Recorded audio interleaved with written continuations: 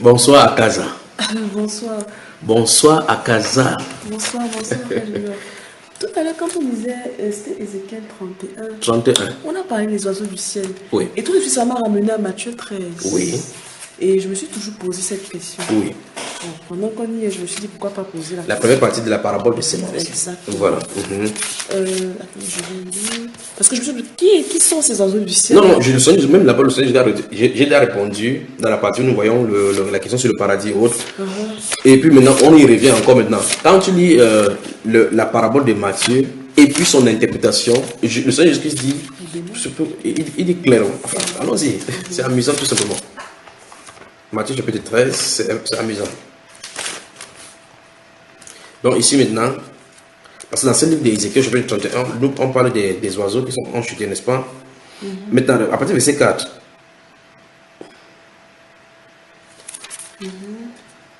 On y va. Un semeur sortit pour semer. Comme il semait, une partie de la semence tomba le long du chemin. Oui. 2 points.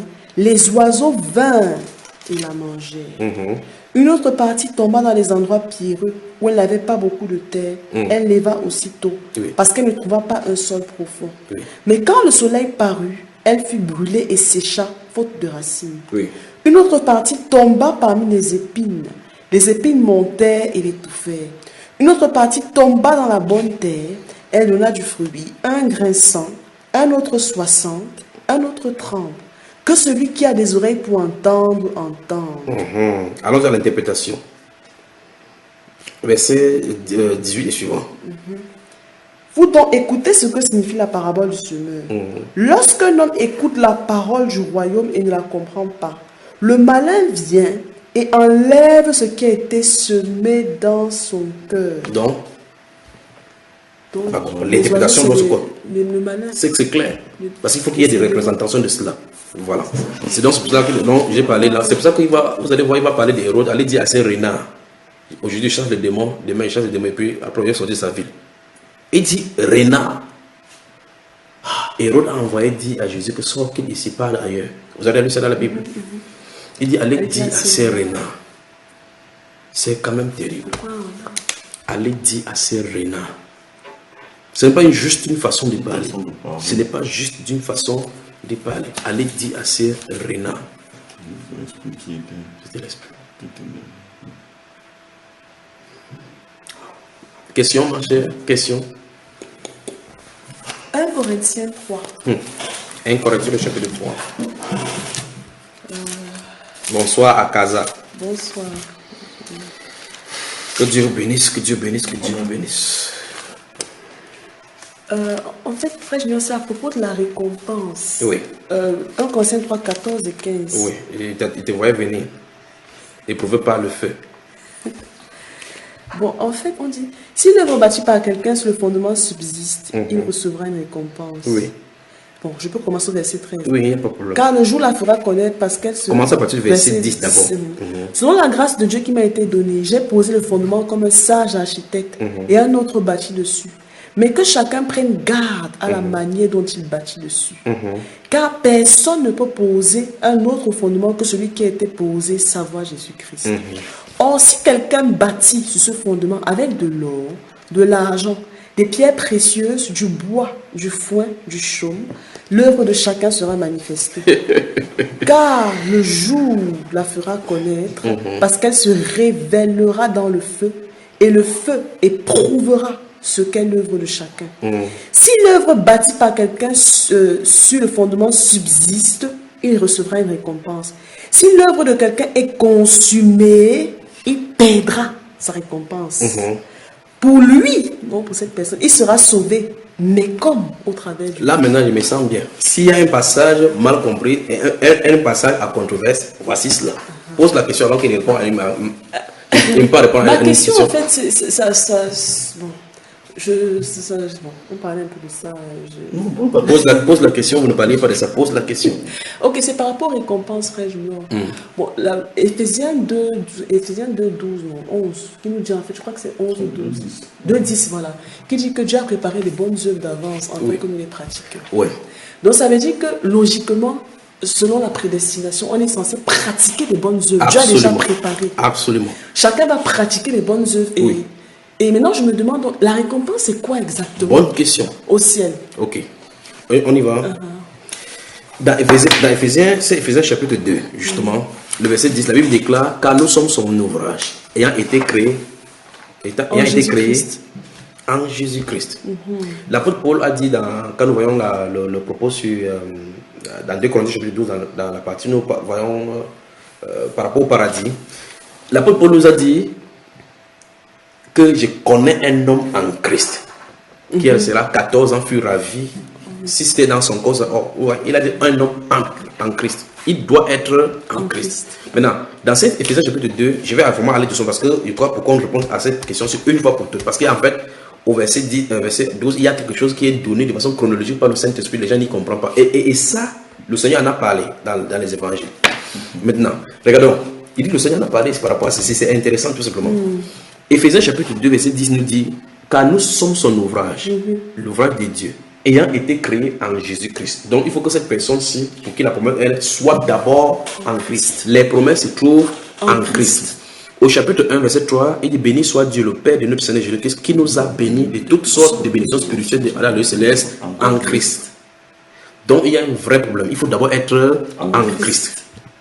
Si tu es élu et que tu n'es pas encore en Christ, tu n'entreras pas là-dedans. Ça, c'est la première chose. C'est pour cela que l'une des premières choses, quand l'apôtre Paul a été frappé par cette colonne de fer, la première chose qu'il lui a fait, c'est que qu'est-ce que tu veux que je fasse? Il dit, lève-toi en avion, on te dira que tu vas faire. Et depuis qu'on lui a dit ce qu'il doit faire, il a fait ces choses sur ce qu'il a quitté. Et justement, on va prendre son exemple, puisque c'est lui qui se présente ici, en présentant qu'il a mis la fondation. Il a mis la fondation. On va voir avec quoi il a mis la fondation, et on va voir comment on bâtit dessus. Et puis on va voir comment lui il est sorti hors de cette fondation. C'est-à-dire que après la fondation, qu'est-ce qu'il a fait pour sortir? C'est-à-dire quelle est sa récompense? Vraiment, je vais aller doucement. 1 Corinthiens chapitre 2, nous sommes dans 1 Corinthiens chapitre 3 ici. Dans le chapitre 2, disons doucement. Chapitre 2. On y va. Je vais la partie verset 2, suis attentivement. Car je n'ai pas eu la pensée de savoir. Nous sommes dans 1 Corinthiens chapitre 2, à partir du verset 2. On va lire jusqu'à vers la fin. Ça va commencer à être clair pour nous.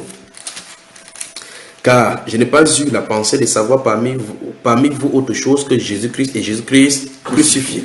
Moi-même, j'étais auprès de vous dans un état de faiblesse, de crainte et de grand tremblement. Vous entendez ce qu'il a dit là? Et ma parole et ma prédication ne reposaient pas sur des discours persuasifs de la sagesse, mais sur une démonstration d'esprit et de puissance. Donc il a dû être faible pour que le Saint-Esprit prenne contrôle de son corps. Mais quoi ce qu'il a en train de faire? Il était étonné par ce qui s'est passé au-devant de lui. Ok. Et ma parole et ma prédication ne reposaient pas sur les discours persuasifs de la sagesse, mais sur une démonstration d'esprit et de puissance, afin que votre foi fût fondée non sur la sagesse des hommes, mais sur la puissance de Dieu. La foi doit être fondée sur la puissance de Dieu. Cependant, c'est une sagesse que nous prêchons. Où ça? Cette sagesse-là, c'est parmi les parfaits. Sagesse qui n'est pas de ce siècle, ni des chefs de ce siècle qui vont être anéantis. Nous prêchons la sagesse de Dieu mystérieuse et cachée. Écoutez maintenant.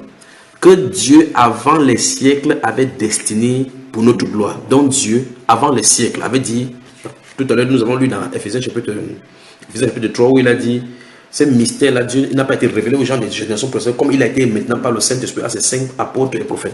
Éphésiens chapitre 3. Donc Dieu avait destiné qu'à cette époque, c'est telle personne qui va le faire. Et il doit être là sur la terre.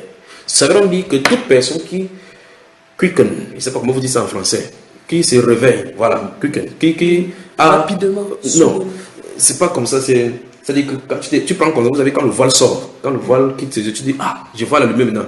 À l'instant où tu as vu cette lumière, il faut avancer rapidement. C'est vrai, on dit que dans cette œuvre-ci, il y a la part de l'homme. En fait, c'est ça, c'est dans la part de l'homme que se trouve la chose. Sinon, il ne va pas avoir récompense. Il y a la part de l'homme. Voilà, maintenant, j'y vais maintenant. Le Seigneur Jésus a expliqué ici dans la parabole des talents. Ça, c'est pour une première fois que je le vois là. Le Seigneur Jésus a expliqué ceci dans la parabole de talents. Pourquoi donne-t-il 10 talents à quelqu'un? À l'autre, il donne 5.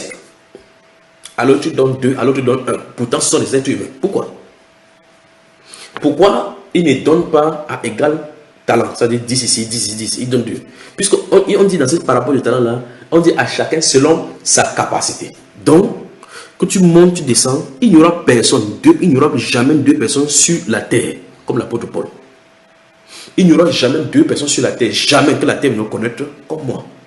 Il n'y aura jamais deux personnes sur la terre que la terre va connaître comme toi. C'est-à-dire chacun a sa marque à donner dans cet édifice-là. On se comprend? Donc le Seigneur Christ, donc vous pouvez avoir les mêmes dons spirituels. Le don spirituel se manifeste beaucoup plus chez celui-ci par rapport à l'œuvre que Dieu l'a appelé plutôt que chez celui-ci. Pourtant, vous avez les mêmes dons spirituels. C'est-à-dire, vous pouvez aller rencontrer quelqu'un qui a un don de guérison. Il prie pour toi, le mot de tête. Le mot de tête ne guérit pas. Vous allez chez une autre personne qui a le même don spirituel. Il dit seulement que soit guéri, la personne guérit. Vous voyez là, n'est-ce pas? Ça ne doit pas amener la jalousie. Si on comprenait ces choses-ci, ça ne devrait pas amener de la jalousie. Parce que selon chacun sa capacité. Parce que l'apôtre peut dire que selon la grâce qui m'a été faite, j'ai posé la fondation. Donc, lui, il avait pour ministère de poser la fondation. On ne lui a pas dit, pose la fondation, bâtis-moi la maison. Parce que le Seigneur dit que c'est lui qui bâtit l'église. Et quand il bâtit l'église, il décide ceux qui vont faire la fondation. Quand tu fais la fondation, il dit, ton rôle est terminé. Vous, bâtissez, toi, tu continues le mur par là-bas. Quand tu finis sur la terre, ton rôle est terminé. Un autre bâtit dessus. Mais maintenant, on va y arriver. Souvenons-nous que l'église doit être bâtie de façon parfaite. Ça doit être bâti de façon parfaite. La question maintenant, c'est ceci. Est-ce que quelqu'un peut ne pas achever son œuvre et que quelqu'un d'autre vienne continuer? La Bible dit manifestement non, parce que chacun va faire exactement ce qu'il a été décidé de faire. Exactement. Continuons. Verset 8. Sagesse qu'aucun chef de ces siècles n'a connue, car s'il l'eût connue, nous avons d'abord vu que la sagesse a été destinée, ce sont les choses mystérieuses et cachées que Dieu avait d'avance destinées pour notre gloire. Donc Dieu avait dit, vous allez faire telle chose, et c'est vous qui allez le faire. Puis il dit, sagesse donc qu'aucun des chefs de ces siècles-ci n'a connu, car s'il l'eût connu, il n'aurait pas crucifié le Seigneur de gloire. Mais comme il est écrit, ce sont des choses que l'œil n'a point vues, que l'oreille n'a point entendues, et qu'ils ne sont point montées au cœur de l'homme. Écoutez bien maintenant. Des choses que Dieu a préparées pour ceux qui l'aiment. Des choses que Dieu a préparées pour ceux qui l'aiment.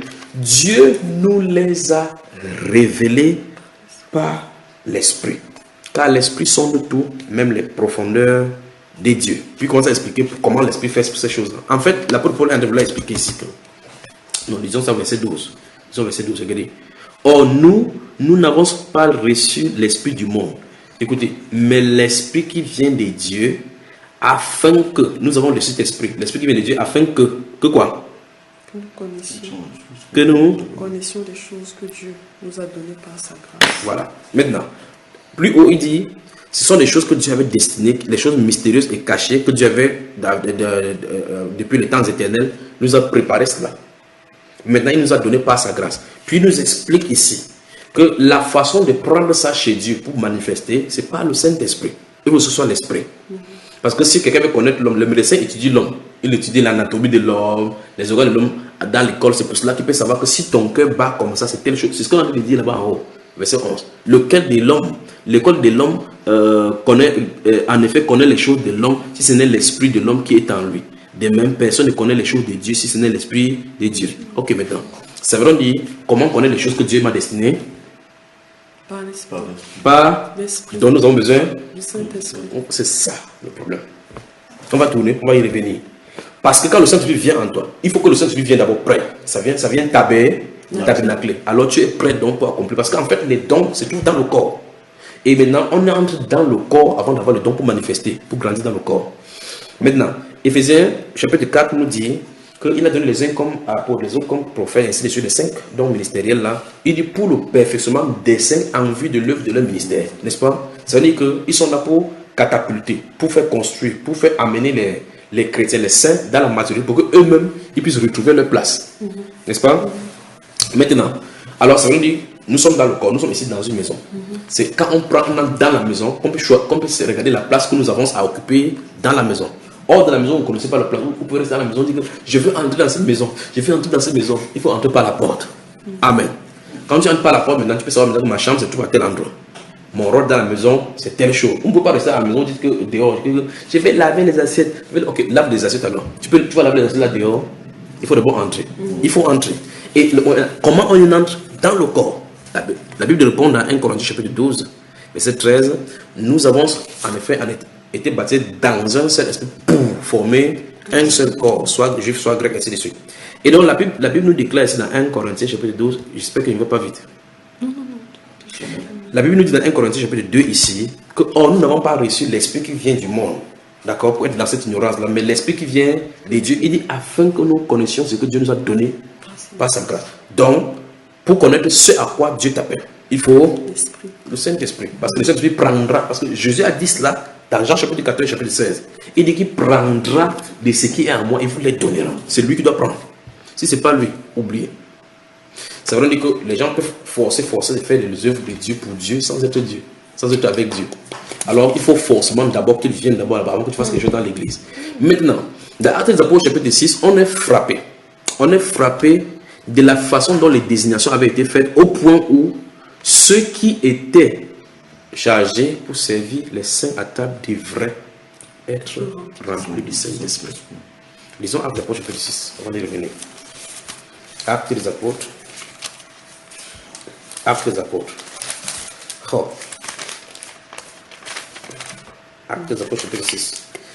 Regardons, en ce temps-là, verset 1, le nombre des disciples augmentant, les hellénistes murmuraient contre les Hébreux parce que leurs veuves étaient négligées dans la distribution qui se faisait chaque jour. Les 12 convoquèrent la multitude des disciples et dirent, il n'est pas convenable que nous laissions la parole de Dieu pour servir aux tables. Vous voyez, qu'est-ce qu'ils viennent de faire?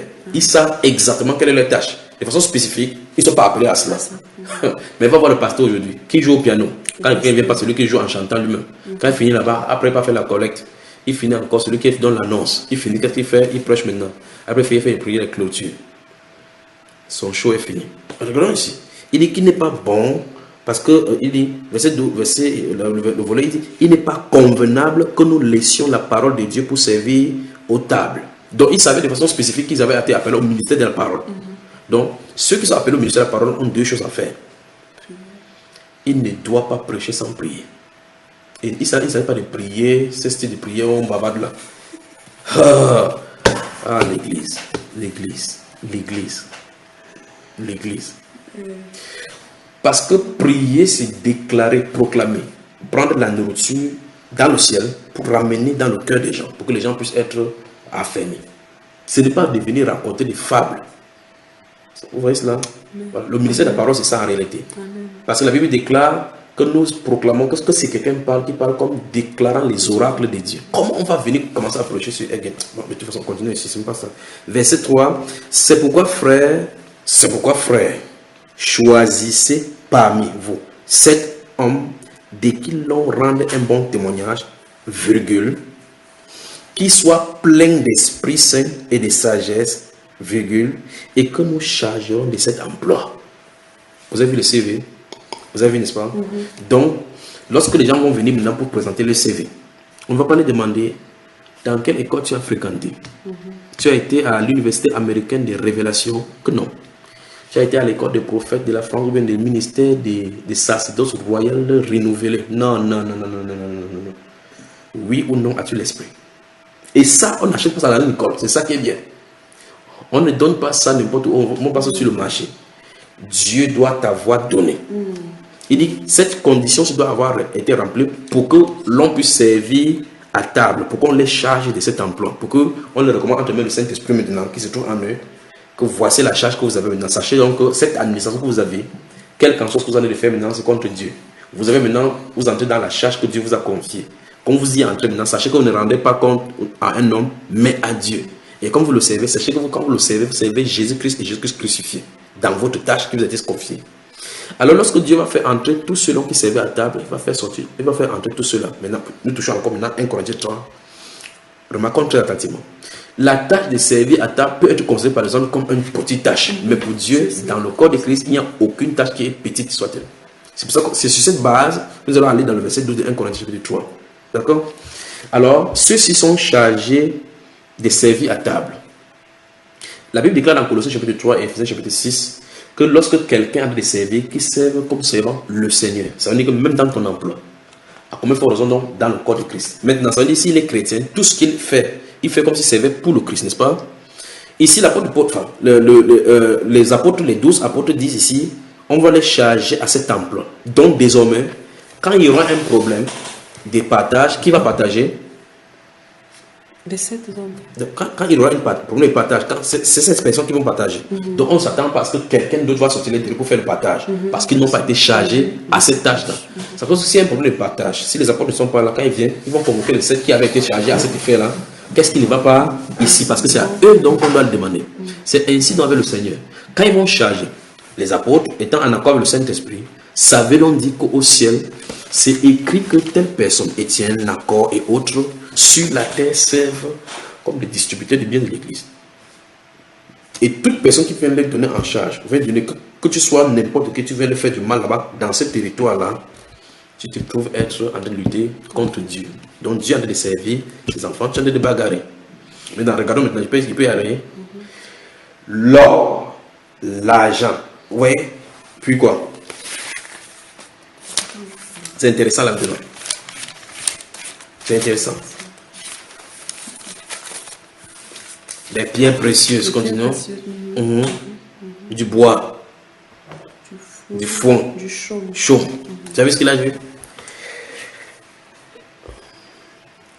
Si on allait en chimie, on voit la masse volumique, la teneur, vous allez voir qu'on a décidé de façon décroissante. La même chose, il a fait la même chose lorsqu'il parlait dans la prophétie avec Nebuchadnezzar. Quand Nebuchadnezzar a vu cette statue d'or, il a dit que la terre était en or. Puis, lorsqu'on voit effectivement jusqu'à l'argile, on voit que la constitution chimique de ceci, la masse volumique de ceci est haute. Quand vous calculez cela, quand vous enfin, pour ne pas créer de problèmes aux gens, la teneur, ou bien même la grandeur ou l'importance physico-chimique de cette chose, de cette minerai qu'on a cité là-bas, va de façon décroissante, de la tête jusqu'au pied. Et jusqu'au pied de cette statue de démocratie, on voit que c'est l'argile, ça finit par l'argile. Ça commence par l'or, ça finit par l'argile. Maintenant, ces événements, ces éléments qu'on a cités ici, si on les fait passer par le feu, lequel va résister plus? L'or. À celui qu'on a beaucoup donné, on exigera, dont le Seigneur en a parlé plusieurs reprises dans la Bible. Après, il les donne que le royaume des cieux est semblable, à un homme qui, en allant pour se faire investir, a fait du royaume, a donné les talents à selon sa capacité, comme j'ai cité ici tout à l'heure. Il dit que faites-les valoir. Faites-les valoir. Donc, il faut regarder si tu as l'or, tu as reçu l'or. Si tu as reçu le bois, si tu as reçu les choses. Donc, l'apôtre Paul n'a pas de dire que, comme il a mis la fondation, que chacun bâtit avec de l'or là-dessus. Il a de dire, chacun a reçu les choses selon ses capacités. Mais n'oubliez pas que la fondation ne peut pas être changée. Maintenant, continuons à rentrer dans notre 1 Corinthiens 3. Regardez encore. Verset 10 et suivant. Selon la grâce de Dieu qui m'a été donnée, j'ai posé le fondement comme un sage architecte et un autre bâti dessus. Mais que chacun prenne garde à la manière dont il bâtit dessus. Donc, comme la fondation a été posée, la maison doit avoir une forme. La maison doit suivre cette forme-là pour monter. Mais remarquons très exactement que sur les formes de la fondation, il n'y a pas de fenêtre. La fondation ne prévoit pas la fenêtre. La fondation ne prévoit pas les maisons. Ça peut prévoir les couloirs et autres, mais les portes ne sont pas visibles. Donc, quand ça va grandir à un moment donné le mur, et il y aura besoin de portes quelque part, il y aura des gens qui sont spécialistes de la porte. Or, cette personne n'était pas là présent lorsqu'on fait la fondation parce que leurs besoins ne se faisaient pas sentir là, à ce moment. Ceux qui ont fait de la toiture, bien, vous appelez la charpente, n'avaient pas besoin d'être là à la fondation. L'église a des problèmes. L'église a des problèmes. Nous avons des problèmes. Alors, l'apôtre Paul dit, verset 11, car personne ne peut poser un autre fondement que celui qui a été posé, savoir Jésus-Christ. Parce que depuis, il est appelé le rocher. Le rocher. Les bonnes fondations, il a lui-même dit, on bâtit sur le rocher. C'est lui le roc principal. Il est en bas. Nous sommes là. Le rocher. Là où la fondation est posée, la fondation, c'est Christ. Il est le rocher des siècles qui ne peut pas bouger. Maintenant, qu'est-ce que l'apôtre Paul nous dit? La fondation a été posée, Jésus-Christ. On ne peut non plus annoncer une autre chose en dehors de Christ Jésus. Ça doit être lui qui doit être annoncé. Bien plus, c'est la révélation de sa personne. Parce que Christ est esprit. Mais maintenant, dans Matthieu chapitre 16, il a dit à Pierre que quand il pose la question, qu'est-ce qu'ils disent les gens de moi? Ils ont dit, tu es ceci, Jérémie, le prophète, et vous, qu'est-ce que vous dites? Pierre a dit, tu es le Christ, le Fils du Dieu vivant. Il dit, ce ne sont pas la chair dans l'école théologique ou bien ton grand-parent qui t'a appris cela. Il dit, mais c'est mon Père qui est dans les cieux. Il dit, sur cette pierre, donc, vous voyez cela? J'ai bâti mon église. Donc l'église est bâtie sur cette révélation. Donc, l'église est bâtie sur la... C'est pour ça que la pleine des choses que l'apôtre Paul écrit, il écrit par révélation de la personne de Christ. Il a dit donc qu'en les lisant, vous allez avoir un peu l'image que j'ai de quoi l'intelligence, vous faites l'intelligence que j'ai du mystère de Christ. C'est à cause de ça que nous sommes bâtis. L'apôtre Paul va continuer en disant qu'il faut qu'on grandisse dans cette connaissance de Christ. On grandit dans la connaissance de Christ. L'apôtre Pierre dira la même chose dans 2 Pierre chapitre 3. Il faut qu'on grandisse dans la connaissance de Christ. On y va. Maintenant, or, si quelqu'un bâtit sur ses fondements, quel fondement? Nous avons convenu d'abord quel est le fondement? Christ. C'est de Christ. Comment? La révélation de la personne de Christ. Donc, ça veut dire qu'aucune révélation. Il dit, or, si quelqu'un bâtit sur ses fondements avec de l'or, ça veut dire que si on t'a donné tel ou tel ministère, tu ne peux pas venir et que la révélation que tu as ou le pourquoi que tu as va en contradiction avec Christ. Donc, la fondation, ça veut dire que ce que les apôtres ont mis ici par révélation ne doivent pas être changés ni bougés. C'est dangereux, pas vrai? Et donc, si quelqu'un change n'importe quelle révélation, tu ne peux pas venir dire quelque chose qui contredit la Bible. Ça ne marche pas parce que la fondation, c'est la révélation de qui est Christ. Et tout est bâti tout autour. Maintenant, il dit, si quelqu'un bâtit sur ses fondements avec de l'or, j'arrive à ouvrir le feu là-dedans, avec de l'or, de l'argent, des pierres précieuses, du bois, du foin, du chaume, l'œuvre de chacun sera manifeste. Vous voyez ce que l'apôtre Paul a dit? En fait, l'apôtre Paul a dit ici, écoutez très attentivement maintenant. On y va. Il peut y aller. Bien sûr. Dans Ephésiens chapitre 5, l'apôtre Paul explique qu'en réalité, cette église-là doit être glorieuse, sans tache, ni ride, ni rien de semblable. Il est en train de dire en réalité que vous ayez reçu n'importe quelle révélation là pour continuer sur la suite de la révélation, de la parole qui a été positionnée en Christ Jésus. Sachez que tôt ou tard, si ça ne vient pas de Christ, ça va tomber. Parce que Dieu va manifester comme une folie. Ça ne vient pas de lui. On y va. Ça ne vient pas de lui parce qu'en réalité, rien ne s'ajoutera à l'église de Dieu qui ne l'a destinée. Et rien ne sortira de l'église de Dieu qui l'a prédestiné. C'est-à-dire que ce qui doit être là sera là à cet instant. Ce qui ne devrait pas être là et qui s'est accroché. Je peux parler encore. Vous vous souvenez de Matthieu chapitre 22, de l'homme qui a donné la festivité de son fils et qu'il a envoyé les gens aller appeler les invités. Les invités ne sont pas venus. On a dit allez amener tous les gens.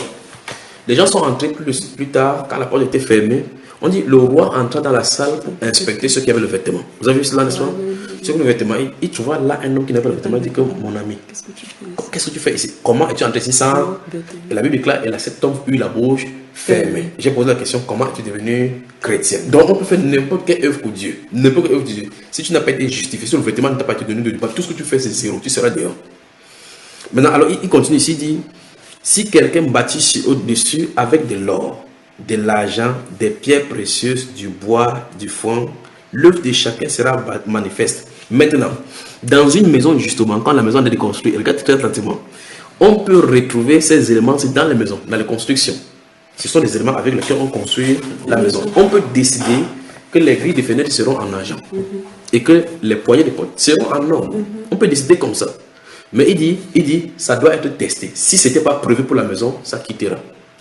C'est ce que l'apôtre Paul dit. L'œuvre de chacun sera manifestée. Après, regardez bien. Puis il dit, car le jour, vous avez vu le verset 14, verset 13 là, car le jour la fera connaître. La fera connaître. Quoi? Qu'est-ce qu'il va faire connaître? Il va faire connaître quoi? Le jour fera connaître quoi? Là est mis pour qui? L'œuvre. L'œuvre de chacun. Ça suppose qu'on sera éprouvé. Dieu va donner le test. Ça veut dire que si quelqu'un est appelé de Dieu pour faire une œuvre et que le Saint-Esprit lui a donné, le Saint-Esprit le gardera afin qu'il accomplisse cette œuvre-là, en clair. Parce que s'il prend quelque chose qui n'est pas de Dieu, le Saint-Esprit va le rejeter de lui. Hein? Apocalypse chapitre 3. Vous regardez comme ça. Là. Apocalypse chapitre 3. Apocalypse chapitre 3. Il est 2 heures exactement ici, à Casa. Que Dieu vous bénisse. Amen. Merci pour la résistance. Apocalypse chapitre 3, le verset 20 à 21. Qu'est-ce que ça dit là? Voici, 20 et 21. Voici, je me tiens à la porte et je frappe. Si quelqu'un entend ma voix et ouvre la porte, j'entrerai chez lui, je souperai avec lui et lui avec moi. Celui qui vaincra, je le ferai asseoir avec moi sur mon trône, comme moi j'ai vaincu et je me suis assis avec mon Père sur son trône. Amen. Voilà. Donc, c'est uniquement les victorieux qui obtiennent la couronne. Regardons ici. On ne garde Apocalypse parce qu'on va lire maintenant le verset plus haut. Il dit car le jour la fera connaître. Il fera connaître quoi? si l'œuvre de chacun était l'œuvre qui devait être manifeste là-bas. Je ne sais pas fini parce que c'est compliqué ici là maintenant. Puis il dit, parce qu'elle, l'œuvre, se révélera dans le feu, et le feu éprouvera ce qu'est l'œuvre de chacun. Pourquoi chapitre 3 toujours?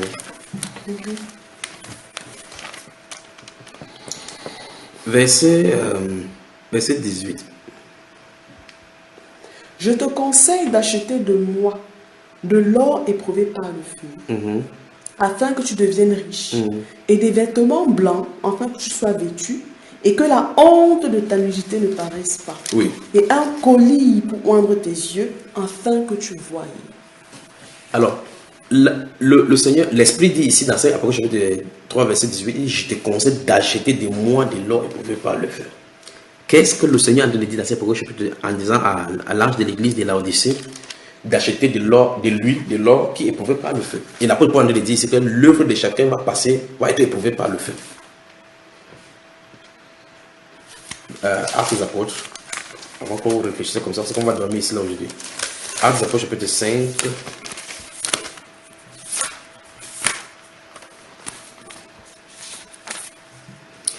Vous y êtes. Actes des apôtres chapitre 5, on y va rapidement. Chapitre 5, verset 33 et suivant. Allons-y jusqu'au verset 39. Furieux de ces paroles, il voulait les faire mourir. Mais un pharisien nommé Gamaliel, docteur de la loi, estimé de tout le peuple, se leva dans le Sanhédrin, oui. Et ordonna de faire sortir un instant les apôtres.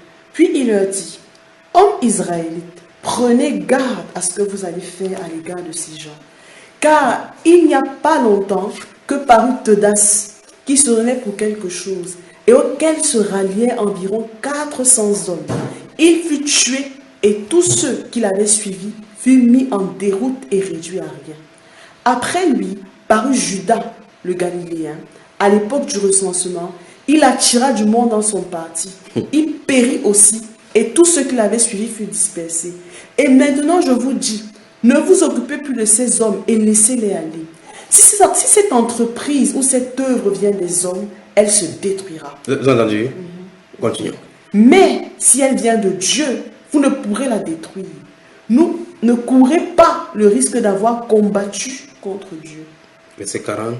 Il se rangeait à son avis, et ayant appelé les apôtres, il les fit battre de verge et leur défendit de parler au nom de Jésus.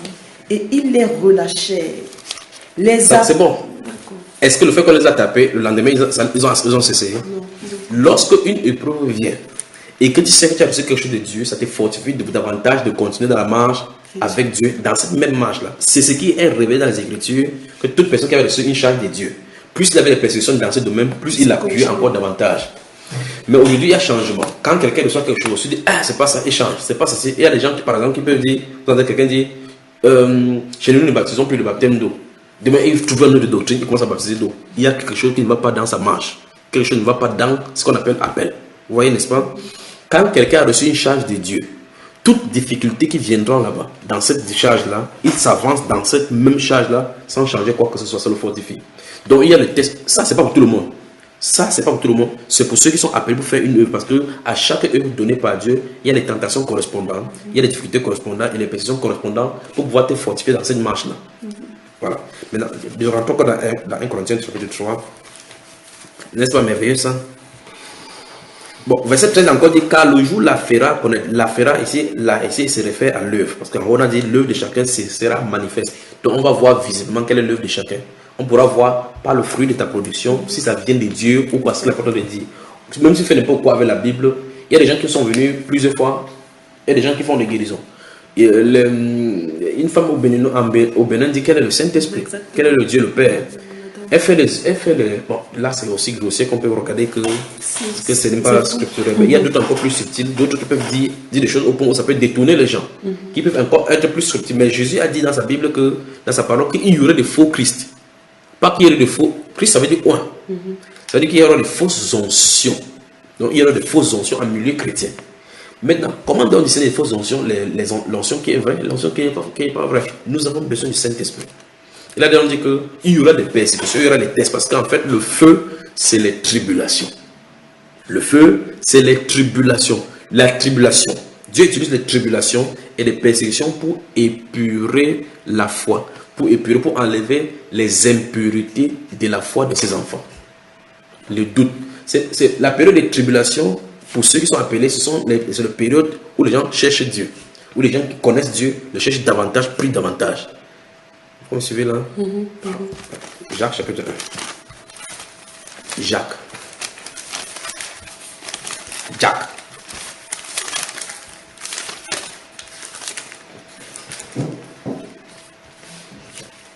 Verset 2 à 4, mon frère. Jacques chapitre 2, verset 2 à 4. Non, Jacques chapitre 1, verset 2 à 3. Mes frères et sœurs, considérez comme un sujet de joie complète les diverses épreuves auxquelles vous pouvez être exposés. Vous avez entendu ça? Sachant que la mise à l'épreuve de votre foi produit la persévérance. Donc, ça veut dire que on te met à l'épreuve pour que la foi produise quelque chose. Lorsque nous marchons, nous avons des choses que nous ne comprenons pas. Des choses qui s'attachent à notre vie spirituelle dont nous ne connaissons pas. Et donc Dieu utilise les baguettes spirituelles justement pour nous débarrasser de ces choses-là. Dieu ne viendra jamais te dire que non, ta foi est lourde. Non, non, non. Tu te trouves seulement dans le feu de l'épreuve. Dans le feu de l'épreuve, il te met des tribulations tout autour de toi. Tu dis, ouais, Seigneur, je ne comprends pas. Ma vie spirituelle est en haut et en bas comme en dents d'ici. C'est en dents d'ici parce que toi, tu es vacillant. Tu vois, quand on est vacillant, c'est comme ça. Dieu te fait fonctionner comme ça. Il te met à un moment donné. Il y a des gens qui prennent la Bible dès le départ comme ça. Là. Ils lisent n'importe comment. Ils lisent avec une grande puissance, avec une grande joie. Son cœur a la joie. Subitement, il a du mal encore à lire une seule page de la Bible. Quand il prend une page de la Bible, c'est là, que le frère Junior dérange avec sa Bible là, comme c'est moi qui avais écrit la Bible. Qu'est-ce qui lui arrive? Dieu commence à frapper au milieu de son service. Il a des difficultés là-bas. Ouais, c'est pourquoi mon patron me dérange comme ça. Ouais, pourquoi quelque chose arrive comme ça? Les inquiétudes dans la famille, il frappe dans la famille. Il frappe dans la famille. Toutes ces choses aux alentours là, c'est pour attirer la personne à son ancien amour. Pour qu'il revienne à son ancien amour. C'est ce qui Apocalypse chapitre 3 a dit, je te conseille d'acheter de moi de l'or éprouvé par le feu. Il faut prendre position pour le Seigneur. Même si les esprits vont venir, il va te faire tenir. Quand tu prends position pour lui. Parce que l'église de Laodicée ne veut plus être ce qui est révélé là-bas. Il ne veut plus avoir de problèmes de difficultés avec les gens. Il ne veut pas avoir de problèmes avec l'État. Par conséquent, on s'est trouvé dans une compromission avec le monde où on dit que non, comme la richesse extérieure, c'est la richesse que nous sommes riches. Il dit que tu ne sais pas, tu es pauvre, aveugle, ouais, c'est misérable et nu. Je te conseille de venir vers moi. Quand la vraie foi est éprouvée par le feu. C'est pas fini, le verset 6 n'est pas fini. Verset 3 maintenant, frère. Verset 3 et 4 maintenant. Sachant que la mise à l'épreuve de votre foi produit la persévérance. Oui. Mais il faut que la persévérance accomplisse parfaitement sa tâche afin que vous soyez parfaitement qualifiés, sans défaut et qu'il ne vous manque rien. Ça veut dire que pourquoi on manque de rien, il faut qu'on passe par les épreuves. Donc, les épreuves sont ce que la Bible a appelé le feu. Le feu. Là, c'est 1 Corinthiens chapitre 3. Donc, ça ne veut pas dire que Dieu va ouvrir le feu de l'enfer. Lisons encore cela, c'est amusant. Dans 1 Corinthiens 3. Après, on va finir, on va conclure au chapitre 4, ce qu'il a dit là-bas. Regardons. Verset 12 encore. Si quelqu'un bâtit sur ses fondements avec de l'or, de l'argent, des pierres précieuses, du bois, du foin, du chaume, l'œuvre de chacun sera manifestée. Car le jour la fera connaître parce qu'elle se révélera dans le feu. Donc quand il y aura le test, quand il y aura des persécutions, on va voir ce qu'était l'œuvre de chacun. Parce que si tu as appris quelque chose et que tu portes un bagage que Dieu ne t'a pas donné, Dieu t'a donné une pomme de porter, tu en es d'avancer avec cela, tu vas prendre 3 pommes. Quand tu ne dois pas pouvoir marcher, ne pose pas la question que Seigneur, tu peux aimer ici, il ne t'a pas donné l'autre là. Il va te soutenir pour les pommes qu'il t'a donné. Tu comprends un peu? Voilà. Verset. Je prends un exemple simple pour qu'on puisse comprendre quoi que je de prendre hors de ces choses-ci. Voici ce qu'il en est. Dieu appelle par exemple quelqu'un dans le ministère de l'enseignement. Son ministère, c'est l'enseignement. Il se retrouve, il voit que quand il prêche seulement ça, s'il prêche dans cet endroit, il reste dans sa position. Dieu va le bénir parce que c'est là où Dieu le bénit. Dieu s'attend, oh là mon Dieu, Dieu s'attend à ce que les diacres qu'on va installer là-bas puissent faire l'administration bien. De quelqu'un qui quitte des diacres, il dit maintenant qu'il a passé le concours maintenant pour être pasteur, après il passe le concours pour être archbishop, ça n'a pas de sens. Alors, ce pasteur-ci, cet enseignant-ci qui enseigne la parole de Dieu et bénit les gens, commence à regarder, il dit, ah, il faut maintenant qu'il commence à chasser les démons. Si ce ministère ne lui a pas été donné, ce qu'il a de faire, même dans le monde spirituel, Satan sait qu'il n'a pas été appelé par cela. Parce que chaque appel a une notion correspondante. Et donc là, lorsque tu vas commencer, tu ne peux pas utiliser l'onction de l'enseignement pour chasser les démons. Ce n'est pas possible. Il y a l'onction spécialement, c'est le même Saint-Esprit. Écoutons très attentivement, c'est le même Saint-Esprit qui prêche de ce côté-ci. C'est le même Saint-Esprit qui apporte la guérison ici. C'est le même Saint-Esprit qui commande le monde est sorti. Mais ce Saint-Esprit-là donne selon la dispensation qu'il a distribuée à chacun. On se comprend? Voilà. Maintenant, bien que, selon sa grâce, il peut permettre que tu prêches un jour comme ça, une parole sort et ça frappe quelqu'un, la personne tombe. Ah! Pas que c'est toi qui parles, dire au nom de Jésus-Christ, comment elle est sortie. La personne tombe, elle est guérie, tombe, elle est c'est comme sa parole le fait. Mais que tu peux t'engager dans ce ministère, désormais, campagne de l'élection, amène-toi le paralytique. Ah, tu auras des problèmes. Si tu n'as pas été appelé dans ce domaine-là, laisse les gens qui ont été appelés dans ce domaine-là faire ce domaine-là tel que Dieu les a appelés. Amen. Amen. Amen. Vous êtes fatigués, mes frères? Verset 13 encore, car le jour la fera connaître parce qu'elle se révélera dans le feu. Donc, je t'en ai dit, d'après ce verset, ce n'est pas qu'au jour de jugement, Dieu va prendre l'œuvre de chacun, mettre dans le feu. Parce que l'œuvre de chacun n'est pas physique. On ne peut pas porter une œuvre comme si c'était une maison qu'on avait construite, comme un pot de fleurs. Aller mettre dans le feu, on voit si ça brûle. C'est pas ça. C'est le test, c'est sur la terre. C'est pas là-bas. D'accord? C'est pas qu'on va prendre ton œuvre, on dit ok, on va mettre dans le feu, ça va rester. Parce que si on met, même si c'est l'or qu'on met dans le feu à une température élevée, ça va fondre.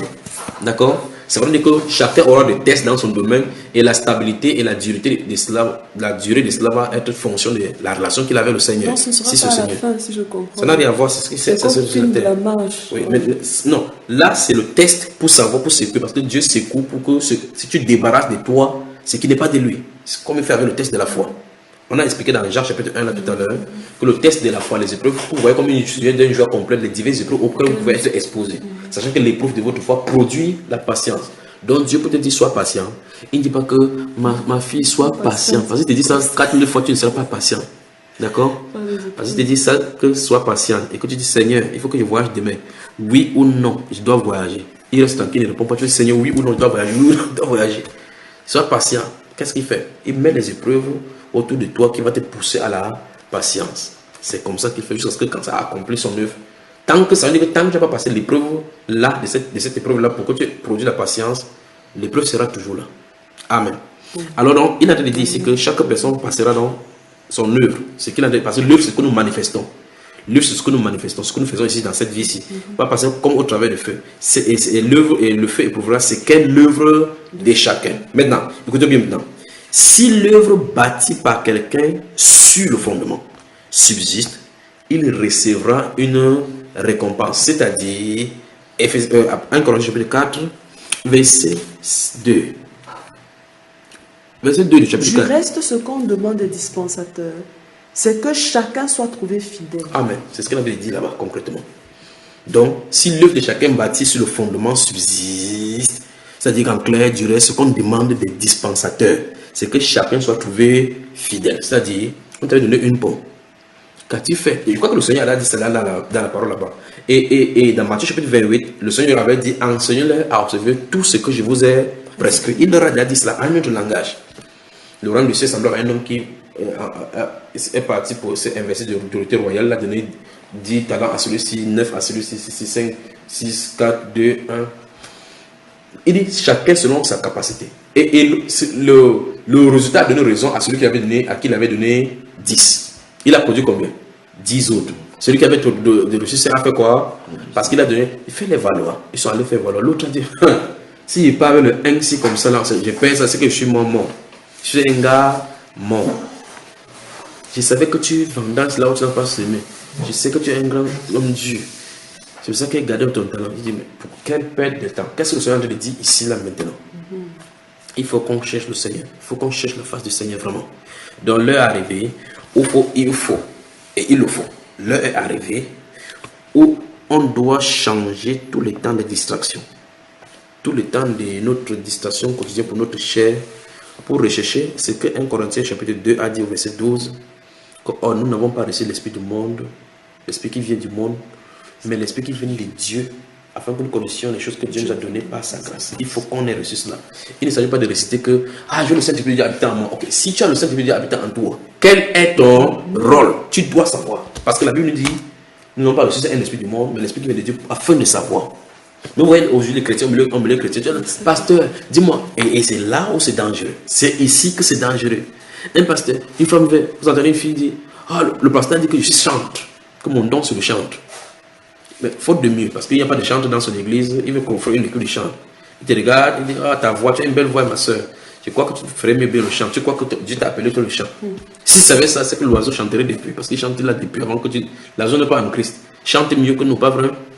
Voilà. Alors, vous êtes une fille vient, oh pasteur, Dieu m'appelle à faire quoi? La fille n'est pas délivrée. Dieu lui dit que non, non, non, tu dois être une intercesseuse de l'église. Parce qu'il veut intercéder pour son ministère, pour que le ministère grandisse. Voilà, voilà son rôle. On a un vrai problème en milieu de corps, en milieu de chrétiens. On a un vrai problème. D'accord? Maintenant, finissons parce que les versets 15 et 14 et 15 sont intéressants.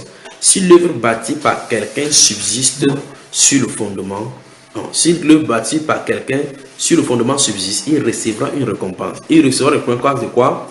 De son œuvre, n'est-ce pas? Parce qu'il a été fidèle. Bon et fidèle serviteur. Tu as été fidèle pour peu de choses, prends la position de si.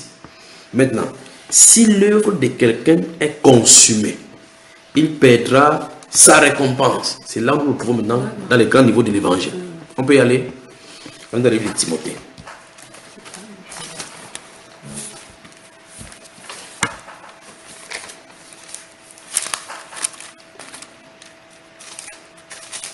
De Timothée. Vous y êtes, à partir du verset chapitre 2. Tu l'as eu? 2 Timothée chapitre 2, à partir du verset 1. Toi donc, mon enfant, fortifie-toi dans la grâce qui est en Jésus-Christ.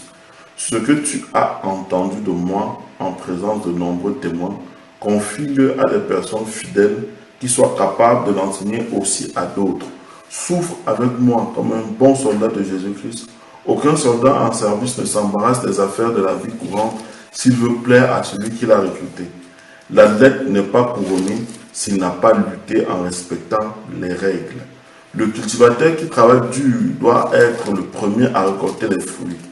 Comprends ce que je dis et que le Seigneur te donne en effet de l'intelligence en toutes choses. Souviens-toi de Jésus, le Messie ressuscité, issu de la descendance de David, conformément à l'évangile que je prêche, et pour lequel je souffre au point d'être enchaîné comme un malfaiteur. Oui. Mais la parole de Dieu n'est pas enchaînée. Oui. C'est pourquoi je supporte tout à cause de ceux qui ont été choisis, afin que eux aussi obtiennent le salut qui est en Jésus-Christ avec la gloire éternelle. Amen. Alors, avant de finir, c'est quelle version ça, mon frère? La version seconde 21. Seconde 21. Voilà, maintenant, lisons encore à partir du verset 4.